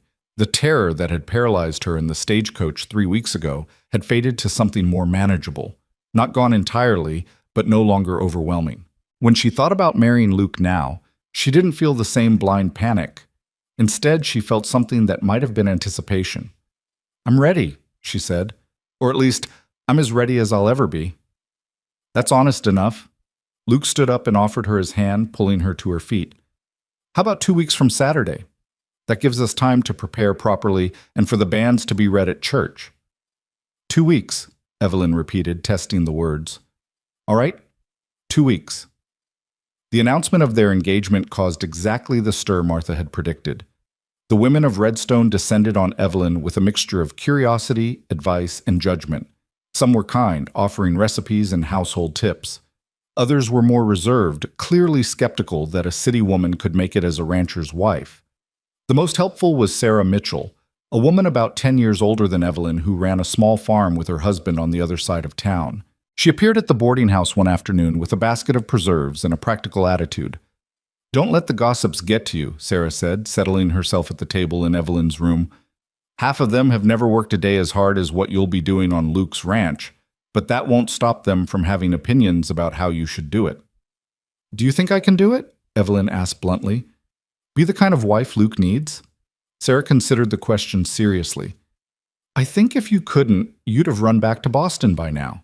The fact that you're still here, that you've spent 3 weeks learning ranch work instead of sitting in town planning your wedding dress, tells me you're serious about this." She paused. "But I'll tell you something honestly. The first year is going to be hard, really hard. You're not just learning to be a rancher's wife. You're learning to live with another person, to share space and decisions and a bed with someone who's been on his own for years. There will be days you want to scream, days you'll wonder what you were thinking, days you'll seriously consider walking all the way back to Boston out of pure stubbornness. That's not very encouraging. It's not meant to be encouraging. It's meant to be truthful. Sarah's expression softened. But I'll also tell you this. Luke Barrett is one of the good ones. He's honest, he's hardworking, and from what I've heard, he's treating you with a lot more respect than most mail-order grooms show their brides. If you can get through that first hard year, if you can figure out how to work together instead of against each other, you'll have something real, something worth keeping. After Sarah left, Evelyn sat at the writing desk and tried to compose a letter to her late mother's sister in Philadelphia, the only remaining family member who might care that she was getting married. But the words wouldn't come. How could she explain any of this? How could she describe Luke or the ranch or the strange alchemy that was transforming fear into something that might be hope? Finally, she gave up and simply wrote the facts. She was marrying a rancher named Luke Barrett in 2 weeks, and she was staying in Colorado. She didn't know if her aunt would write back, but at least she'd made the effort. The days before the wedding passed in a blur of preparation. Martha insisted on making Evelyn a proper wedding dress, though Evelyn protested that it was an unnecessary expense. "Every bride deserves a nice dress," Martha said firmly, pinning fabric around Evelyn's waist. "Even mail-order brides marrying practical ranchers. Maybe especially them. This might not be a love match yet, but that doesn't mean it can't look like one." The dress was simple but beautiful, cream-colored cotton with delicate embroidery at the collar and cuffs. It made Evelyn look almost pretty, softening the sharp angles that hunger and stress had carved into her face over the past year. Luke, meanwhile, was making preparations of his own. He hired 2 ranch hands to help him get caught up on work he'd been neglecting while teaching Evelyn. He ordered supplies for the winter months ahead. He cleaned the house from top to bottom and made small improvements, fixing a loose floorboard in the bedroom, replacing cracked glass in one window, building new shelves in the kitchen. "I want everything to be right," he told Evelyn when she teased him about his sudden burst of domestic energy. "I want you to feel like it's your home, not just my house that you're living in." 3 days before the wedding, Luke did something unexpected. He asked Evelyn to go for a ride, not to the ranch but in the opposite direction, up into the mountains. "There's something I want to show you," he said, "a place that's important to me. I want you to see it before we marry." They rode for over an hour, following narrow trails that climbed steadily higher. The air grew cooler and thinner, making Evelyn slightly breathless. Just when she thought she couldn't ride another minute, Luke guided them through a narrow gap between 2 rocky outcroppings, and they emerged into a hidden valley. It was breathtakingly beautiful. A natural spring bubbled up from the rocks, creating a small pool of crystal-clear water before flowing out to join a creek. The valley was carpeted in wildflowers. Purple lupine, yellow arnica, white columbine. Aspen trees ringed the space, their leaves already beginning to turn gold at the edges. "Luke," Evelyn breathed, "this is incredible." "My father found this place when he first came west," Luke said, dismounting and helping Evelyn down. "He and my mother used to come here in the early years of their marriage before things got hard between them. My mother loved it. She said it was like a little piece of paradise hidden away from the world." They walked to the edge of the pool, and Luke sat down on a flat rock near the water. Evelyn joined him, careful with her skirts. "Why did you bring me here?" she asked softly. Luke was quiet for a long moment, staring at the water. When he finally spoke, his voice was thoughtful and a little uncertain. "Because I wanted you to know about this place before we marry. It's the most beautiful spot on my land, maybe in the whole territory. My parents came here when they were happy. I want us to have the same opportunity, a place we can come to when we need to remember why we chose this, a place that's just ours." Evelyn felt tears prick at her eyes. "That's beautiful. There's something else." Luke turned to face her directly. "Evelyn, I've been thinking a lot about what I want to say to you before we marry, about what I want you to know." He took a deep breath. "This started as a practical arrangement. I needed help. You needed security. That was the deal. But somewhere over the past few weeks, it became more than that for me. I don't know exactly when it happened. Maybe when I saw you refuse to give up on learning to milk that damn cow even after it kicked over the bucket 3 times. Or maybe when you reorganized my accounts and showed me I was actually making more money than I thought. Or maybe it was just the accumulation of 100 small moments. But the point is, I'm not marrying you anymore just because I need a ranch hand. I'm marrying you because I want you in my life. Because I like who I am when you're around. Because I think we could build something real together, something that goes beyond the practical necessities. Evelyn's heart was pounding so hard she could barely hear her own thoughts over the sound of it. Luke, Wait, let me finish. He held up a hand. I'm not saying I'm in love with you.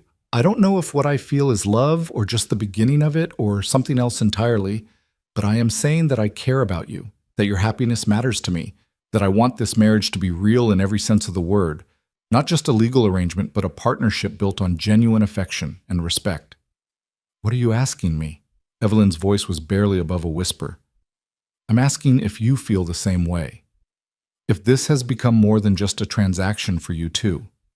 Because if it hasn't, if you're still just doing this out of necessity, then we need to figure that out now before we stand up in front of the whole town and make promises to each other. Evelyn looked at Luke, really looked at him. She saw the way the afternoon light caught the gray in his hair, the worry lines around his eyes, the strength in his shoulders that came from years of hard work. She thought about the patience he'd shown her, the kindness that seemed to come as naturally to him as breathing, the way he'd made space in his life for her without demanding she fill it in any particular way. She thought about how her stomach fluttered when she saw him riding up to the boarding house each morning, how she'd started thinking of small things to tell him throughout the day, saving up observations and questions for their evening conversations, how she'd caught herself wondering what it would be like to wake up next to him, to share not just work and meals, but the intimate moments that made a marriage real. It's not just a transaction anymore, she said finally. I don't know if what I feel is love either, but I know that when I think about the future now, you're in it. Not just as the man who gave me away out of Boston, but as someone I genuinely want to build a life with, someone I'm starting to care about. The relief on Luke's face was palpable. Yeah? Yeah. Evelyn managed a shaky smile.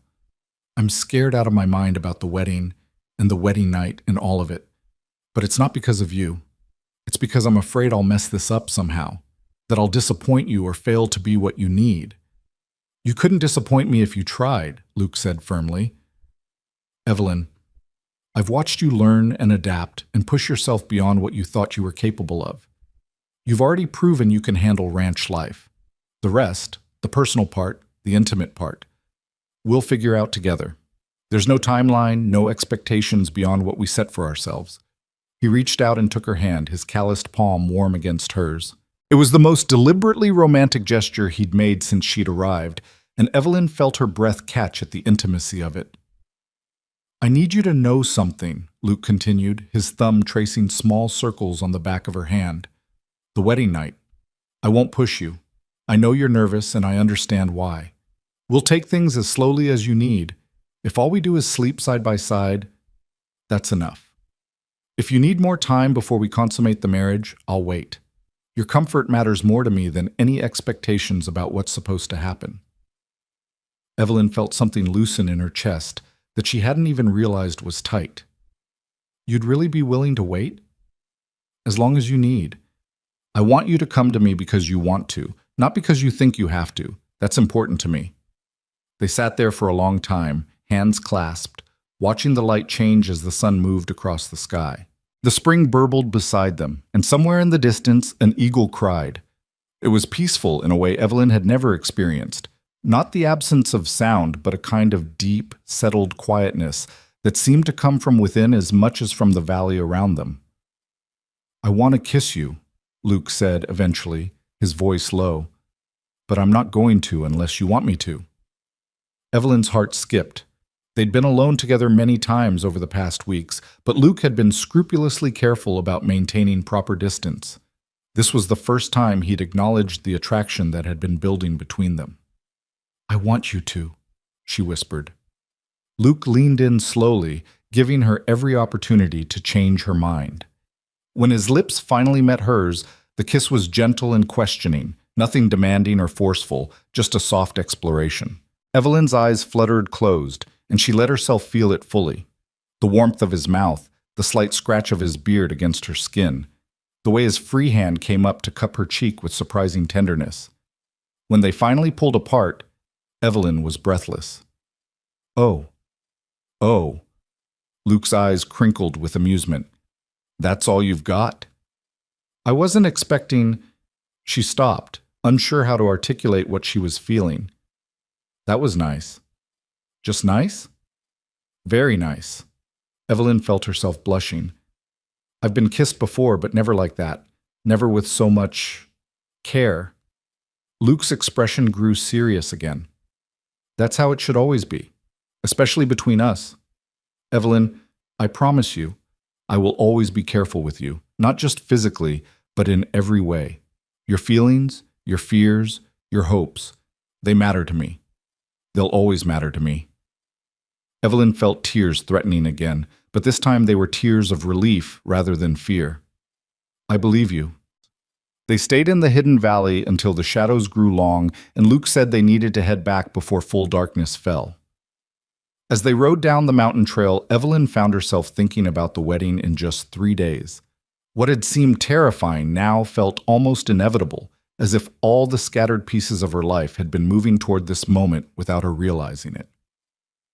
That night at the boarding house, Evelyn couldn't sleep. She kept replaying the afternoon in her mind, the beauty of the valley, the earnestness in Luke's voice when he'd talked about wanting their marriage to be real, the sweet tenderness of that kiss. She'd come west expecting to endure whatever was necessary to survive. She hadn't expected to find someone who seemed genuinely invested in her happiness. The morning of the wedding dawned clear and bright.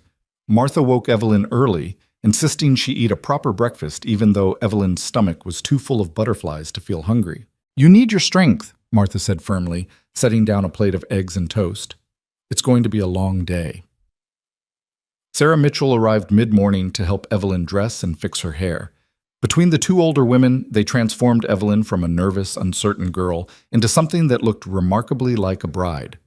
The cream dress fit perfectly, Martha's embroidery adding a delicate beauty that made Evelyn feel almost pretty. Sarah pinned her hair up in a simple but elegant style and tucked wildflowers into it, columbine and lupine, the same flowers that grew in Luke's hidden valley. You look beautiful, Martha said, her eyes suspiciously bright. Luke's not going to know what hit him. The wedding was scheduled for 2 o'clock at the small church on the edge of town. As they walked through Redstone's dusty streets toward the church, Evelyn was acutely aware of people watching from windows and porches. The whole town had turned out to see the mail-order bride marry Luke Barrett. The church was simple but clean, with wooden pews and plain glass windows. Wildflowers had been arranged at the altar, someone's kind gesture, though Evelyn didn't know whose. A handful of townspeople filled the first few rows, curious spectators to this frontier wedding. And there, standing at the altar in a clean black suit that Evelyn had never seen him wear, was Luke. He looked different dressed up, more formal, almost elegant despite his weathered hands and sun-darkened face. But when his eyes found hers across the length of the church, the expression in them was pure Luke, steady, patient, and warm with something that might have been joy. Martha walked Evelyn down the aisle, her hand firm and supportive on Evelyn's arm. You can still change your mind, Martha whispered as they moved slowly forward. Right up until you say, I do, you can walk away. Nobody would blame you. But Evelyn didn't want to walk away. For the first time since her father died and her world fell apart, she felt like she was moving towards something instead of just running away. She felt like she was choosing her own future instead of having it chosen for her. When they reached the altar, Martha placed Evelyn's hand in Luke's and stepped back. His grip was warm and steady, and when Evelyn looked up at him, he smiled, a small, private smile just for her. The minister began speaking, his words washing over Evelyn in a blur. She was intensely aware of Luke beside her, of the weight of his hand holding hers, of the significance of what they were about to do. This wasn't like the marriages she'd witnessed in Boston, elaborate society affairs with hundreds of guests and expensive receptions. This was simple, practical, and honest, exactly like the man she was marrying. Do you, Evelyn Marie Hart, take this man to be your lawfully wedded husband, to have and to hold from this day forward, for better or for worse, for richer or for poorer, in sickness and in health, as long as you both shall live? Evelyn took a deep breath. This was it. This was the moment everything changed. Once she said these words, there was no going back. She would be Luke Barrett's wife, bound to him by law and custom and her own freely given promise. She looked up at Luke, finding those steady gray eyes watching her with an expression she was learning to read. There was no pressure in his gaze, no demand, just patience. He would wait for her answer however long it took, and if she said no, he would honor that choice too. But Evelyn didn't want to say no. She wanted this, wanted him, wanted the life they could build together, wanted the possibility of something real and lasting. "I do," she said, her voice clear and certain. Luke's smile widened, transforming his entire face. The minister turned to him, repeating the same vows, and Luke's response came immediately, without hesitation. "I do." They exchanged simple gold bands that Luke had ordered from a jeweler in Denver. Evelyn's fit perfectly, as if it had been made for her finger specifically. She watched as Luke slipped it on, his hand steady despite the magnitude of what they were doing. "By the power vested in me by the territory of Colorado, I now pronounce you husband and wife. Luke, you may kiss your bride." Luke leaned down slowly, giving Evelyn time to prepare herself. But nothing could have prepared her for kissing him in front of the entire town, making their union official in public. His lips were gentle on hers, the kiss brief and chaste but full of promise. When they pulled apart, Evelyn was officially Mrs. Luke Barrett. The thought was both thrilling and terrifying. The small crowd erupted in polite applause. Martha was crying openly now, not even trying to hide it. Sarah was smiling broadly, and Luke was looking at Evelyn like she was the most precious thing he'd ever held. "Hello, wife," he murmured, so quietly only she could hear. "Hello, husband," Evelyn whispered back, and felt something inside her shift and settle, like a key turning in a lock. She was home. Martha had insisted on hosting a small reception at the boarding house, and despite Luke's protests that it wasn't necessary, Evelyn was grateful for the buffer between the ceremony and what came after. The thought of riding straight out to the ranch as husband and wife, of facing their first night together without any transition, made her stomach clench with anxiety. The gathering was modest but warm. Martha had prepared a simple meal of roasted chicken, fresh bread, and vegetables from her garden. There was even a small cake, which made Evelyn's eyes sting with unexpected emotion. She hadn't expected anyone to go to such trouble for her. "You're part of this community now," Sarah said, noticing Evelyn's reaction. "We take care of our own."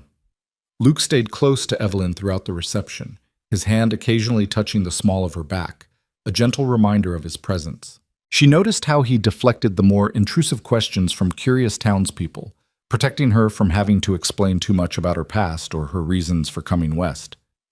"Let them wonder," he said quietly when someone asked pointed questions about Evelyn's family back east. "They'll get tired of speculation eventually." As the afternoon wore on, Evelyn found herself relaxing slightly. The wine Martha served helped, warming her from the inside and softening the sharp edges of her nervousness.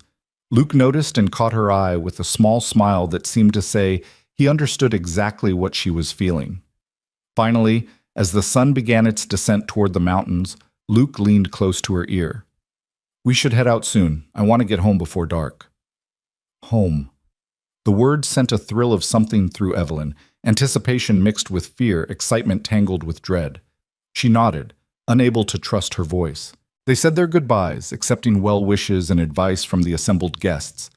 Martha hugged Evelyn tightly, whispering, "Remember what I told you, you're stronger than you think."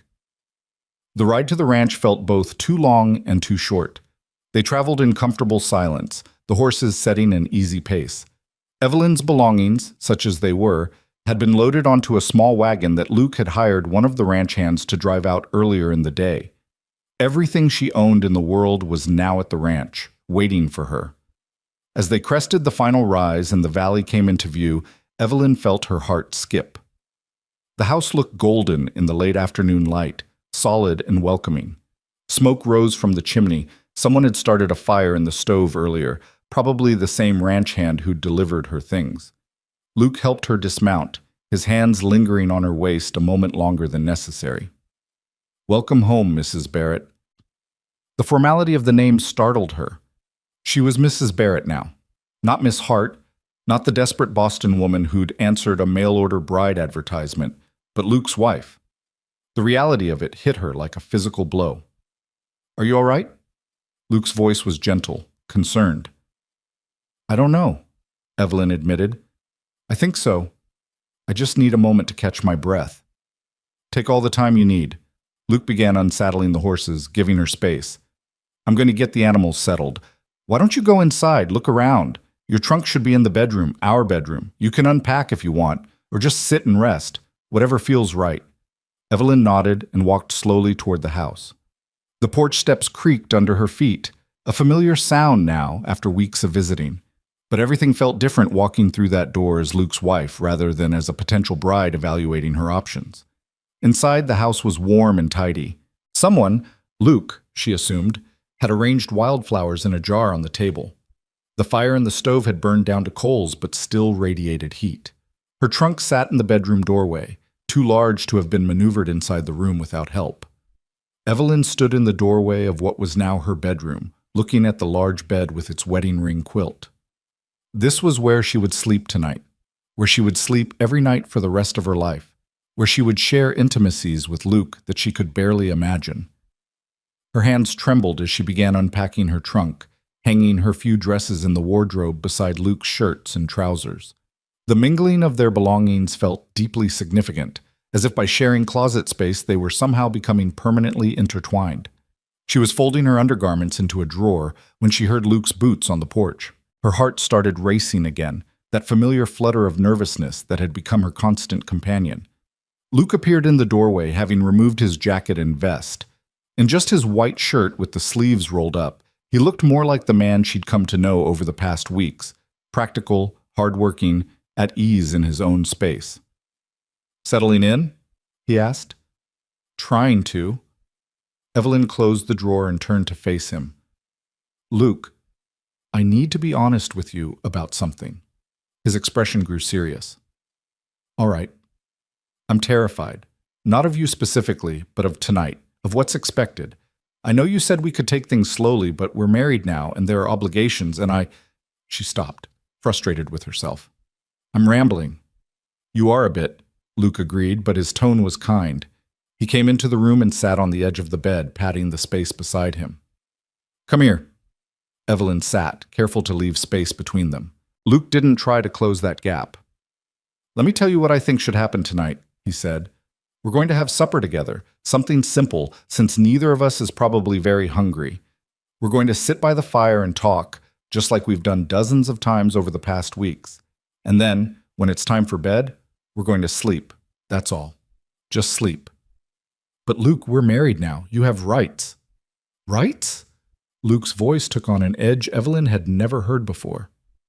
Evelyn, look at me. She did, and found his gray eyes blazing with intensity. I don't care what the law says or what society expects. You're not an obligation to be fulfilled or a duty to be performed. You're my wife, yes, but you're also a person with your own feelings and fears and needs. And right now, what you need is time to adjust to this new situation. So that's what I'm giving you. What if I never adjust? What if I'm always this scared? Then we'll figure it out together. But Evelyn, I don't believe you'll always be this scared. I think once you realize that I mean what I say, that I'm not going to push you or force you or make demands you're not ready to meet, you'll start to relax. And when you're ready, when you come to me because you want to and not because you think you have to, that's when we'll consummate this marriage. He reached out and took her hand. I can wait. I've waited this long for the right partner. I can wait a little longer for the right moment. Evelyn felt tears spill over and run down her cheeks. You're not like any man I've ever known. I hope that's a good thing. It's the best thing. She squeezed his hand. Thank you for being patient with me. Thank you for taking a chance on this life. On me. Luke stood up, pulling her gently to her feet. Now, let's see about some supper. I'm not much of a cook, but I can manage eggs and bacon. Does that sound acceptable? They moved into the main room, and Luke busied himself at the stove while Evelyn set the table. The domesticity of it was soothing. Just two people preparing a meal together, no different from dozens of other couples across the territory doing the same thing on this same evening. Over their simple supper, they talked about practical matters. Luke explained the morning routines on the ranch, when he typically woke, how he liked his coffee, what chores needed to be done first thing. Evelyn told him about her own preferences and habits, negotiating the small details that would shape their daily life together. I like to read before bed, Evelyn said. Is that all right? I won't keep you awake? I do the same thing most nights. We can read together. Luke paused. Though I should warn you, I usually fall asleep within about 10 minutes of opening a book. It's not the most exciting company. Evelyn smiled. I think I can live with that. After supper, they washed the dishes together, Evelyn washing while Luke dried. Then they sat by the fire, and Luke pulled out the book he'd been reading, a practical volume about cattle breeding. Evelyn had brought down one of his mother's poetry books, the one with notes in the margins. They sat side by side on the settee, each absorbed in their own reading, occasionally sharing interesting passages. The fire crackled. Outside, the night sounds of the ranch began. Cattle lowing in the distance, the wind rustling through the cottonwoods, an owl hooting somewhere nearby. Evelyn felt herself relaxing for the first time all day. This wasn't so different from the evenings they'd spent together over the past weeks. Luke's presence beside her was comforting rather than threatening. When his shoulder brushed against hers as he shifted position, she didn't flinch away. Luke? She said softly. Hmm? He looked up from his book, and she realized he hadn't been reading at all. He'd been staring at the same page for the past 10 minutes. Are you nervous too? A slow smile spread across his face. Terrified. Really? The admission surprised her. But you seem so calm. That's because I've had a lot of practice hiding what I'm feeling. Comes from living alone for so long. Nobody to share your feelings with, so you learn to keep them to yourself. He closed his book and set it aside. But yes, I'm nervous. This is a big change for me too. I've lived alone in this house for 5 years, done things my own way, answered to nobody but myself. Now I have to consider someone else's needs and preferences. I have to share my space and my life. That's not easy, even when it's what I want. What if we're terrible at being married? Evelyn voiced the fear that had been lurking at the back of her mind. What if we can't figure out how to live together? Then we'll be terrible at it together, and we'll keep trying until we get better. Luke reached over and took her hand, lacing his fingers through hers. Evelyn, I don't expect this to be perfect. I expect it to be hard and awkward and confusing sometimes, but I also expect that we'll figure it out because we're both committed to making this work. That has to count for something. It counts for a lot, Evelyn said softly. They sat in comfortable silence for a while longer, hands still clasped. Eventually, Evelyn's eyes grew heavy, the exhaustion of the day catching up with her. She yawned despite trying to suppress it. Time for bed, Luke said, noticing. You're worn out. I suppose I am.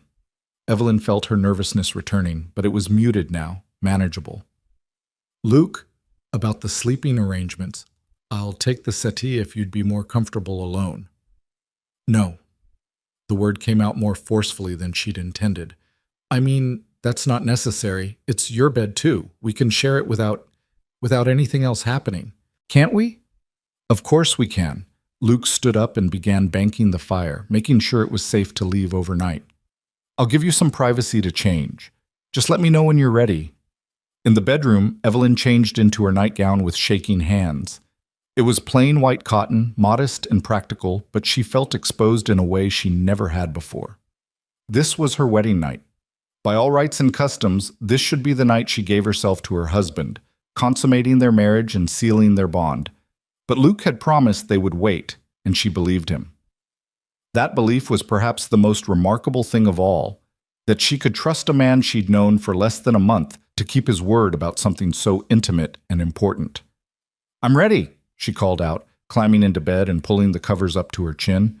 Luke entered, carrying a lamp. He'd changed into loose cotton trousers and kept his undershirt on. Evelyn was grateful for that small concession to modesty. He set the lamp on the bedside table and climbed into bed on the other side, carefully maintaining space between them. Comfortable? He asked. As comfortable as I can be, I suppose. Luke reached over and turned down the lamp, plunging the room into darkness, broken only by faint moonlight through the window. Evelyn could hear him breathing beside her, could feel the slight dip in the mattress from his weight, could smell the faint scent of soap and leather that clung to him. Good night, Evelyn, Luke said softly. Good night, Luke. She lay rigid in the darkness, hyper-aware of every sound and sensation. Minutes passed, then more minutes. Gradually, she heard Luke's breathing deepen and slow as he fell asleep. The man could apparently sleep through anything, just as he'd warned her. Evelyn let herself relax incrementally, muscle by muscle, until she was lying naturally instead of holding herself in rigid attention. The bed was comfortable, the room was warm, and her husband, was sleeping peacefully beside her. Nothing terrible had happened. Luke had kept his word. She drifted off thinking that maybe, just maybe, everything was going to be all right. Evelyn woke to sunlight streaming through the window and the smell of coffee. For a moment, she was disoriented, not recognizing her surroundings. Then memory returned, and she sat up abruptly. She was at the ranch. She was married. And judging by the empty space beside her, Luke had already gotten up. She dressed quickly in her work dress and emerged from the bedroom to find Luke at the stove, cooking something that smelled like bacon. He'd already dressed for the day, his hair still damp from washing. "Good morning," he said, glancing over his shoulder. "I hope I didn't wake you. I tried to be quiet." "You didn't. I'm just not used to—" She gestured vaguely at the domestic scene. "Having someone cook you breakfast?" Luke smiled. "Skin. Well, get used to it. I'm usually up before dawn anyway. Seemed silly to wake you when you were sleeping so peacefully." They ate breakfast together, and then Luke led her through the morning chores that would become her routine. He showed her again how to feed the chickens and collect eggs, how to check the cattle for any signs of illness or injury, how to maintain the various systems that kept the ranch running smoothly. "I know I've shown you all this before," Luke said, "but it's different when it's your responsibility instead of just something you're learning. I want to make sure you feel confident handling things on your own when I'm out working the far pastures." Over the following days, they fell into a rhythm. Luke would wake first and start the coffee, then wake Evelyn. They'd work together on the morning chores, have breakfast, and then split up to tackle their individual responsibilities. Evelyn took over the household tasks, cooking, cleaning, laundry, while also managing the kitchen garden, the chickens, and the accounts. Luke handled the heavier ranch work, though he often enlisted Evelyn's help when he needed an extra pair of hands. The nights were the hardest. Each evening, they'd share supper and sit by the fire, talking or reading. And each night, they'd climb into bed together, maintaining that careful space between them. Luke never pressured her, never even hinted that he was waiting for her to be ready. But Evelyn was increasingly aware of the tension building between them, not hostile or uncomfortable, but definitely present. She found herself noticing things about Luke she hadn't paid attention to before. The strength in his forearms when he lifted heavy feed sacks, the way his hair curled slightly at the nape of his neck when it got too long, the rare full smile that transformed his entire face when something genuinely pleased him, the patient gentleness of his hands when he was working with an injured animal or repairing something delicate. And she noticed the way he looked at her sometimes when he thought she wasn't paying attention, with warmth and something that might have been longing, quickly masked when he realized she'd seen.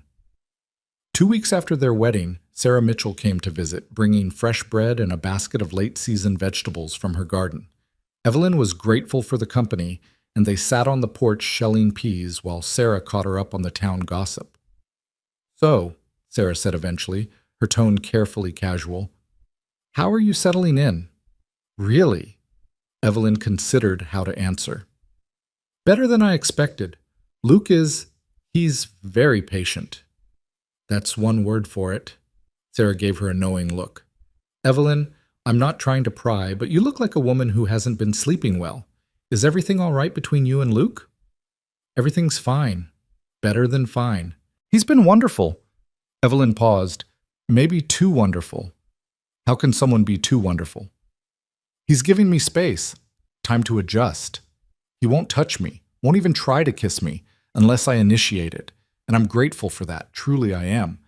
But Sarah, we've been married for 2 weeks, and we haven't been intimate. I don't know if he's waiting for some signal from me, or if he's having second thoughts, or if—" "Stop," Sarah interrupted gently. "Evelyn, listen to me. Luke Barrett is not having second thoughts. That man looks at you like you're water in the desert. But he's also the kind of man who'd rather die than make you uncomfortable. He's giving you time because he thinks that's what you need. If you want something different, you're going to have to tell him." "Tell him what?" please consummate our marriage? That's humiliating. It's honest communication, and marriage without honest communication is doomed from the start. Sarah set down her bowl of peas. Let me tell you something. When I married my husband, I was so nervous on our wedding night that I actually vomited from fear. He held my hair back, cleaned me up, and then sat with me on the edge of the bed for 2 hours talking about absolutely nothing until I calmed down. We didn't consummate the marriage that night either. We waited 3 days until I felt ready. And you know what made the difference? I told him I was ready. I used actual words. It wasn't romantic or elegant, but it was clear, and that's what mattered. After Sarah left, Evelyn thought about what she'd said. Was she ready? She examined her feelings carefully, trying to separate genuine desire from obligation, real readiness from simple impatience with the status quo. The truth was, she was attracted to Luke. Somewhere over the past weeks, she'd stopped seeing him as a practical necessity and started seeing him as a man, a good, kind, attractive man who happened to be her husband. When he touched her hand or brushed past her in the kitchen, she felt warmth spread through her body. When he smiled at her across the dinner table, her heart did a little skip. When they lay side by side at night, she found herself wanting to close that careful distance between them. She was ready, or at least she wanted to be ready. The fear was still there, but it was overshadowed now by curiosity and genuine desire to be Luke's wife in every sense of the word. That evening, Evelyn cooked Luke's favorite meal, beef stew with fresh biscuits.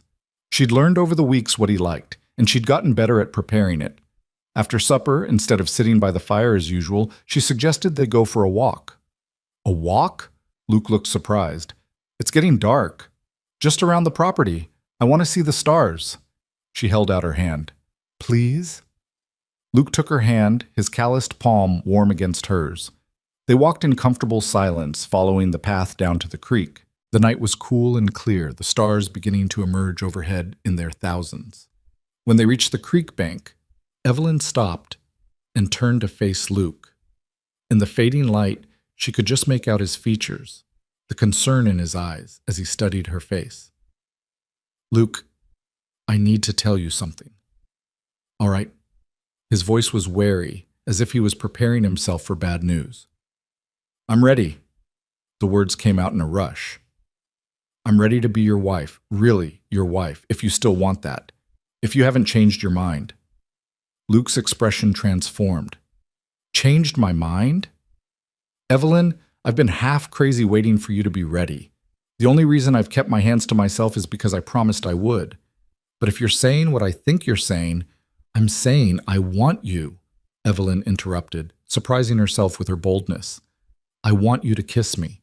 I want you to touch me. I want us to have a real marriage starting tonight. Luke closed the distance between them in 2 strides, his hands coming up to cup her face. Are you sure? Because once we start this, there's no going back. I'm sure. And she was. The fear was still there, but it was manageable now, outweighed by anticipation and a deep growing trust in the man standing before her. Luke kissed her then, and it was nothing like the gentle, chaste kiss at their wedding or the sweet exploration by the spring. This kiss was hungry and demanding, months of restrained desire pouring out all at once.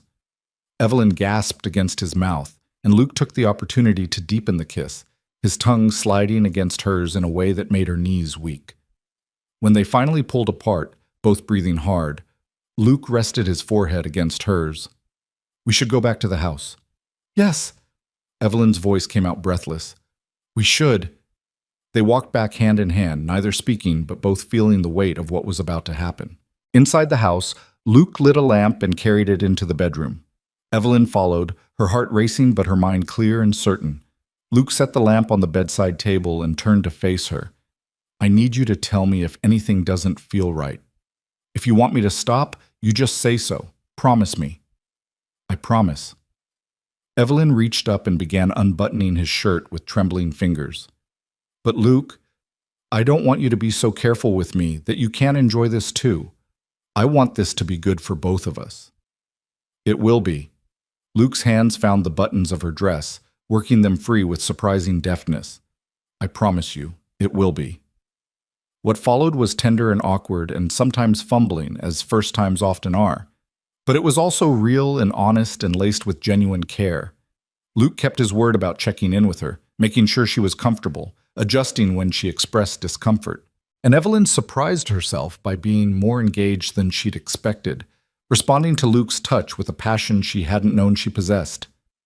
Afterward, they lay tangled together under the wedding ring quilt, Evelyn's head on Luke's chest and his arm wrapped around her shoulders. She could hear his heartbeat gradually slowing, could feel the rise and fall of his breathing. "Are you all right?" Luke asked softly, his fingers tracing lazy patterns on her bare shoulder. "More than all right." Evelyn tilted her head to look up at him.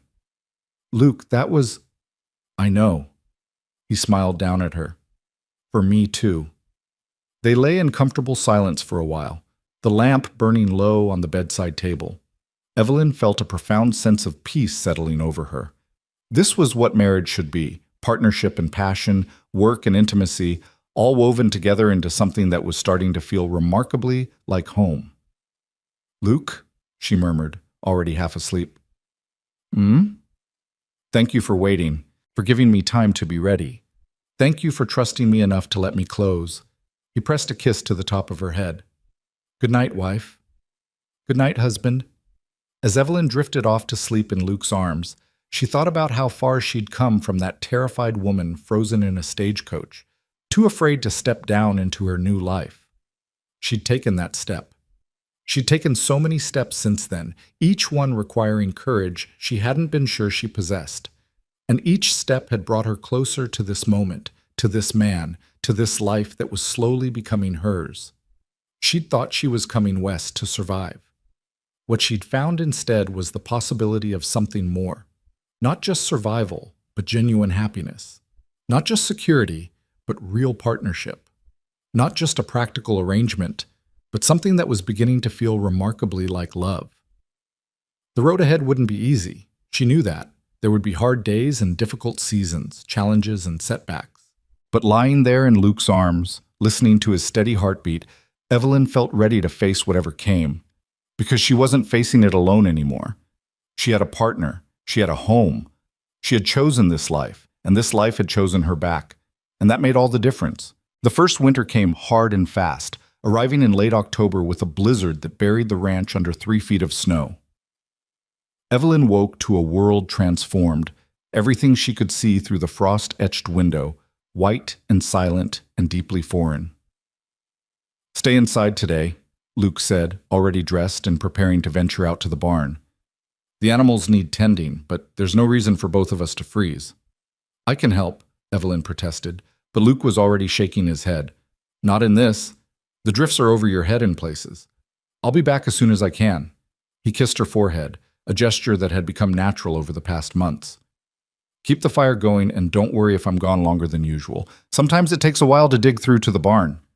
He was gone for 3 hours.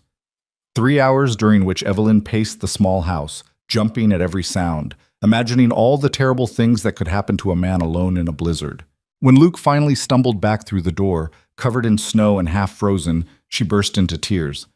"Hey, I'm all right," he said, pulling her into his arms despite being soaked through. "The animals are fed and watered. We're good for today." "You were gone so long, I thought—" She couldn't finish the sentence. "I know. I'm sorry. It took longer than I expected." Luke stripped off his wet clothes and moved to the fire, shivering. "This is ranch life in winter, Evelyn. There will be days like this. Days when the work is hard and dangerous and has to be done regardless of the weather." "I hate it," she said fiercely. "I hate not being able to help. I hate sitting here useless while you risk yourself out there." Luke looked at her for a long moment. "You're not useless. You're keeping the house warm and the meals ready. That matters. But if you really want to help with the outside work, we'll get you proper winter gear and I'll teach you how to move safely in deep snow." "Deal?" "Deal."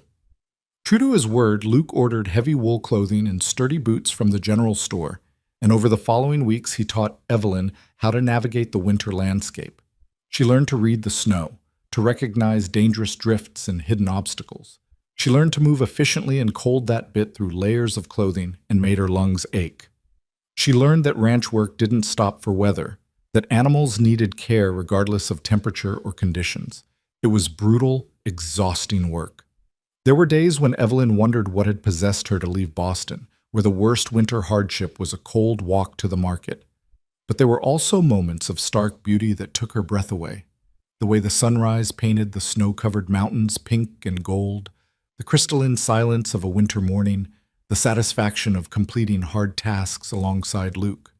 They grew closer through necessity and proximity. Living in such a small space through the long winter months meant they had to learn to navigate each other's moods and habits. Luke tended towards silence when he was worried or tired, while Evelyn needed to talk through her anxieties. They learned to accommodate these differences, Luke forcing himself to share his concerns, and Evelyn learning when to give him quiet space. One evening in February, as they sat by the fire mending harnesses, Luke spoke into the comfortable silence. "I got a letter from a cattle buyer in Denver today. He's interested in purchasing part of the herd in spring." "That's good, isn't it?" Evelyn looked up from the leather she was stitching. "It's very good. Better price than I usually get. But it means I'll need to drive about 50 head to Denver in April. That's a 10-day trip, maybe longer depending on weather and how the cattle move." He paused. "I'll need to hire some hands to help, but I'll still be gone for at least 2 weeks. Evelyn felt her stomach clench. 2 weeks alone on the ranch, managing everything by herself. The thought terrified her, but she looked at Luke's face and saw the hope there, the excitement of a good business opportunity, and she forced herself to nod. "All right, we'll manage." "You're sure? Sarah Mitchell said she'd be happy to come stay with you if you'd prefer company." "No, I can handle it." Evelyn set down her mending. "Luke, I need to learn to manage on my own sometimes. What if you got injured or sick? What if something happened and I had to run the ranch solo for a while? I can't rely on you being here every single day forever." Luke studied her face. "When did you get so practical?" "I learned from you." She smiled. "Besides, it's only 2 weeks. I survived 26 years before meeting you. I think I can manage 14 days. When Luke left in April with 50 head of cattle and 2 hired hands, Evelyn stood on the porch and watched until they disappeared over the rise. Then she turned back to the house, squared her shoulders, and got to work. The first few days were the hardest. Every sound made her jump. Every task seemed to take twice as long without Luke's help. But gradually, she found her rhythm. She discovered she could manage the morning chores efficiently if she planned her route through the barn carefully. She learned to anticipate problems before they became crises. She even handled a difficult calving on her own, staying up all night in the barn and successfully delivering a healthy calf when the mother struggled. Sarah did visit twice, bringing food and company and reassurance that Evelyn was doing well. Other neighbors stopped by too, people Evelyn had met at church or in town, checking on the lone woman at the Barrett Ranch. She realized, with some surprise, that she'd become part of a community without quite noticing it happening. When Luke finally returned, exhausted and covered in trail dust, but grinning with the success of a profitable sale, Evelyn surprised both of them by how glad she was to see him. She'd proven she could manage alone, but she didn't want to. She wanted partnership, wanted to share both the work and the rewards. "I missed you," she said simply as he swept her into his arms on the porch. "I missed you too. Every single day." Luke pulled back to look at her face. "How did it go? Any problems?" "Nothing I couldn't handle." Evelyn felt pride surge through her. "Luke, I did it. I managed the ranch on my own for 2 weeks, and everything's fine. Better than fine." His smile was incandescent. "I never doubted you for a second." That summer brought new challenges. A drought made water scarce and grazing sparse. Luke had to move the cattle more frequently, searching for adequate forage. The garden struggled despite Evelyn's careful tending. Money became tight as expenses mounted, and the promise of the fall roundup seemed far away. They learned to argue during those hard months. Small disagreements about priorities and spending escalated into real fights. Luke wanted to hire more help. Evelyn insisted they could manage alone and save the money. Luke said she was being unreasonably stubborn. Evelyn accused him of not trusting her capabilities. Their first real fight happened one August evening when the heat had made everyone irritable and the well water was running low. "We need to drill a new well," Luke said over supper. "The current one won't sustain us through another drought year." "We can't afford it," Evelyn countered, gesturing to the ledger she'd been working on earlier. Not if we want to buy the additional breeding stock you've been talking about. The well is more important than breeding stock. Is it? Without better cattle, we won't make enough money to survive long term. We need to think about the future, not just immediate needs. A well is thinking about the future. Luke's voice rose, frustration breaking through his usual calm. What good are better cattle if we don't have water for them? We have water. The well is fine for now. Fine isn't good enough. Evelyn, you don't understand. Don't. Her voice went cold. Don't you dare tell me I don't understand. I've been managing these accounts for months. I know exactly where we stand financially, and I'm telling you that drilling a new well right now would put us in a precarious position going into winter. Luke stood up abruptly, his chair scraping against the floor. You know the numbers, but you don't know the land. You don't know what it's like to watch cattle die because there isn't enough water. I do. I've seen it happen. Well, then maybe you should have thought about that before spending so much on those new saddles. Those saddles were necessary equipment. They were expensive equipment we could have done without. They stood facing each other across the table, both breathing hard, both furious. Then Luke grabbed his hat and headed for the door. Where are you going? Evelyn demanded. Out. I need air. The door slammed behind him. Evelyn stood in the suddenly quiet house, shaking with anger and something that felt like fear. Was this how it started? Was this how marriages fell apart, one argument at a time, each disagreement driving a wedge between partners until they couldn't remember why they'd come together in the first place? She thought about Luke's mother, slowly withering in this very house, unable to adapt or compromise.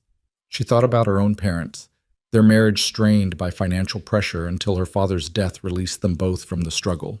She didn't want that. She didn't want to become bitter and resentful, fighting over every decision until the partnership they'd built crumbled into nothing. When Luke returned an hour later, calmer but still tense, Evelyn was waiting on the porch. I'm sorry, she said before he could speak. Not for disagreeing with you, but for how I said it. You're right that I'm still learning about the land and the livestock. I should have listened more carefully to your concerns instead of just dismissing them. Luke sat down beside her on the porch steps. I'm sorry too. You've worked hard to understand the financial side of the ranch, and I shouldn't have implied your opinion doesn't matter. You're my partner. That means your voice carries equal weight, even when we disagree. They sat in silence for a moment. Then Evelyn spoke again. Can we compromise? What if we do a smaller well project? Just enough to supplement the current one, and postpone the breeding stock purchase until next year? That could work. Could. Luke nodded slowly. We'd still have the security of adequate water, and we'd keep enough in reserve to get through winter comfortably. Then that's what we'll do. Luke reached over and took her hand. Evelyn, I need you to know something. We're going to fight. Probably more than once. We're both strong-willed people with our own ideas about how things should be done. But fighting doesn't mean we're failing. It just means we're two real people trying to figure out how to build a life together. I know that in my head, but in my heart, every argument makes me afraid we're making a mistake. We're not. Luke's voice was firm with certainty. The mistake would be not caring enough to fight. The mistake would be giving up when things get hard. But as long as we keep talking, keep compromising, keep remembering that we're on the same side, we'll be fine. Evelyn leaned her head against his shoulder. Promise? Promise. Fall brought the roundup, and with it, one of the scariest moments of Evelyn's life. Luke was working with one of the young bulls, an aggressive animal that had already caused problems, when something spooked it. The bull charged, catching Luke off guard and knocking him into the fence, with enough force that Evelyn heard the impact from the house. She ran, faster than she'd known she could move, reaching the corral to find Luke on the ground, the bull pawing and snorting a few feet away. Without thinking, Evelyn grabbed a pitchfork leaning against the barn and jumped into the corral, putting herself between Luke and the bull. Get out! Luke yelled, trying to get to his feet. Evelyn, get out of there! But Evelyn stood her ground, waving the pitchfork and yelling at the bull with every ounce of authority she could muster. For a heart-stopping moment, the animal looked ready to charge. Then, perhaps confused by this unexpected opponent, it turned and trotted to the far end of the corral. Evelyn helped Luke to his feet, and they scrambled out of the corral together. Luke's face was pale beneath his tan, and he was holding his ribs carefully. That was the stupidest, bravest thing I've ever seen, he said through gritted teeth. Don't ever do that again. Then don't get yourself knocked unconscious by angry bulls. Evelyn's hands were shaking now that the immediate danger had passed. Are you hurt badly? Cracked ribs, probably. Nothing time won't heal. Luke looked at her with something like awe. You could have been killed. So could you. That's the point. Evelyn's voice broke slightly. Luke, I can't lose you. I won't lose you. Not to a bull, not to anything. Do you understand? He pulled her close despite his injured ribs, holding her while she shook with delayed reaction. I understand, and for what it's worth, I feel the same way about you. Luke's injury meant 6 weeks of limited activity, and Evelyn had to take on even more of the ranch work. It was exhausting and sometimes overwhelming, but it also proved something to both of them. They were a real team now, capable of supporting each other through difficulty. The second winter was easier than the first, partly because they knew what to expect, but mostly because they'd learned to work together efficiently. They developed routines and systems that minimized waste and maximized comfort. They spent long evenings by the fire, Luke reading aloud while Evelyn knitted or mended, creating a domestic peace that felt hard-won and precious. In March, Evelyn missed her monthly courses. She said nothing at first, not wanting to raise hopes prematurely. But when she missed a second month and began feeling queasy in the mornings, she could no longer deny the truth. She was pregnant. The realization filled her with a complex mixture of joy, terror, and wonder. A baby. She and Luke were going to have a baby.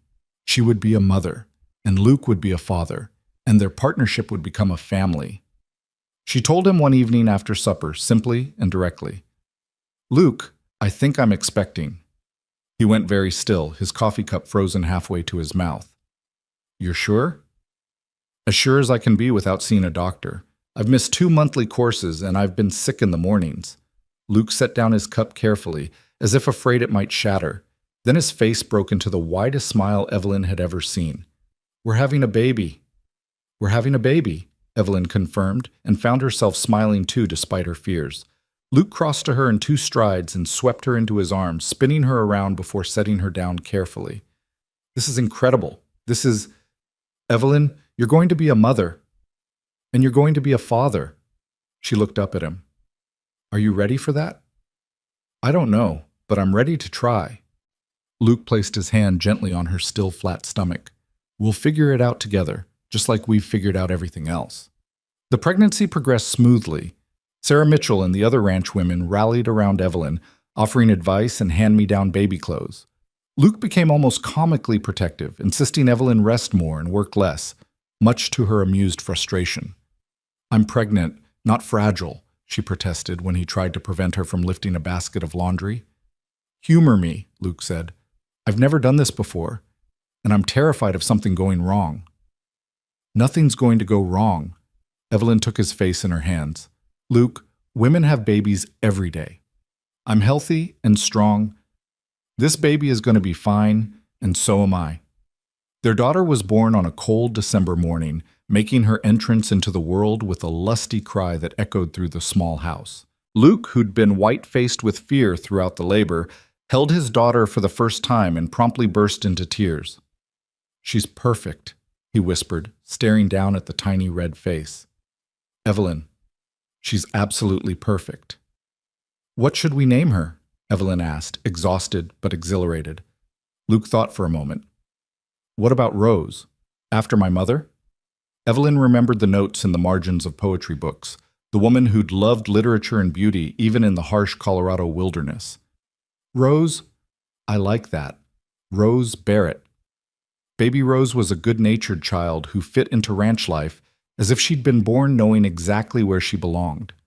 She slept in a cradle Luke had built during Evelyn's pregnancy, positioned near their bed so Evelyn could tend to her easily during night feedings.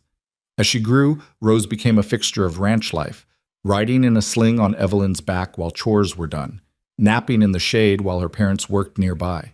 2 years later, they had a son. James, named for Luke's father, was as different from his sister as night from day, active and demanding where Rose had been placid. But Luke took to fatherhood with the same patient dedication he brought to everything else. walking colicky James for hours while Evelyn caught precious sleep. The ranch prospered. The supplementary well served them well through several dry years. The improved breeding stock Luke had eventually purchased produced healthier, more valuable calves. Evelyn's careful management of their finances meant they had reserves for emergencies and investments in improvements. But more than material success, they'd built something intangible and infinitely more valuable: a real marriage, a genuine partnership, a family. 5 years after that terrifying day when Evelyn had frozen in the stagecoach, unable to step down into her unknown future, she stood on the porch of the ranch house and watched her children play in the yard. Rose, now 4, was showing 3-year-old James how to feed the chickens.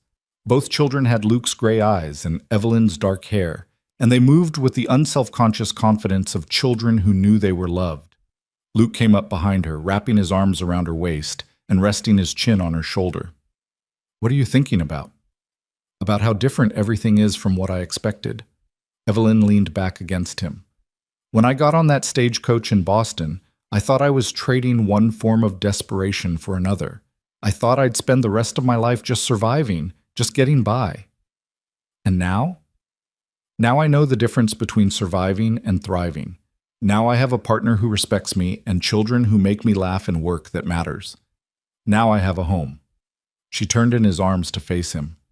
"Luke, do you remember what you said to me that first day, when I was too scared to step out of the coach?"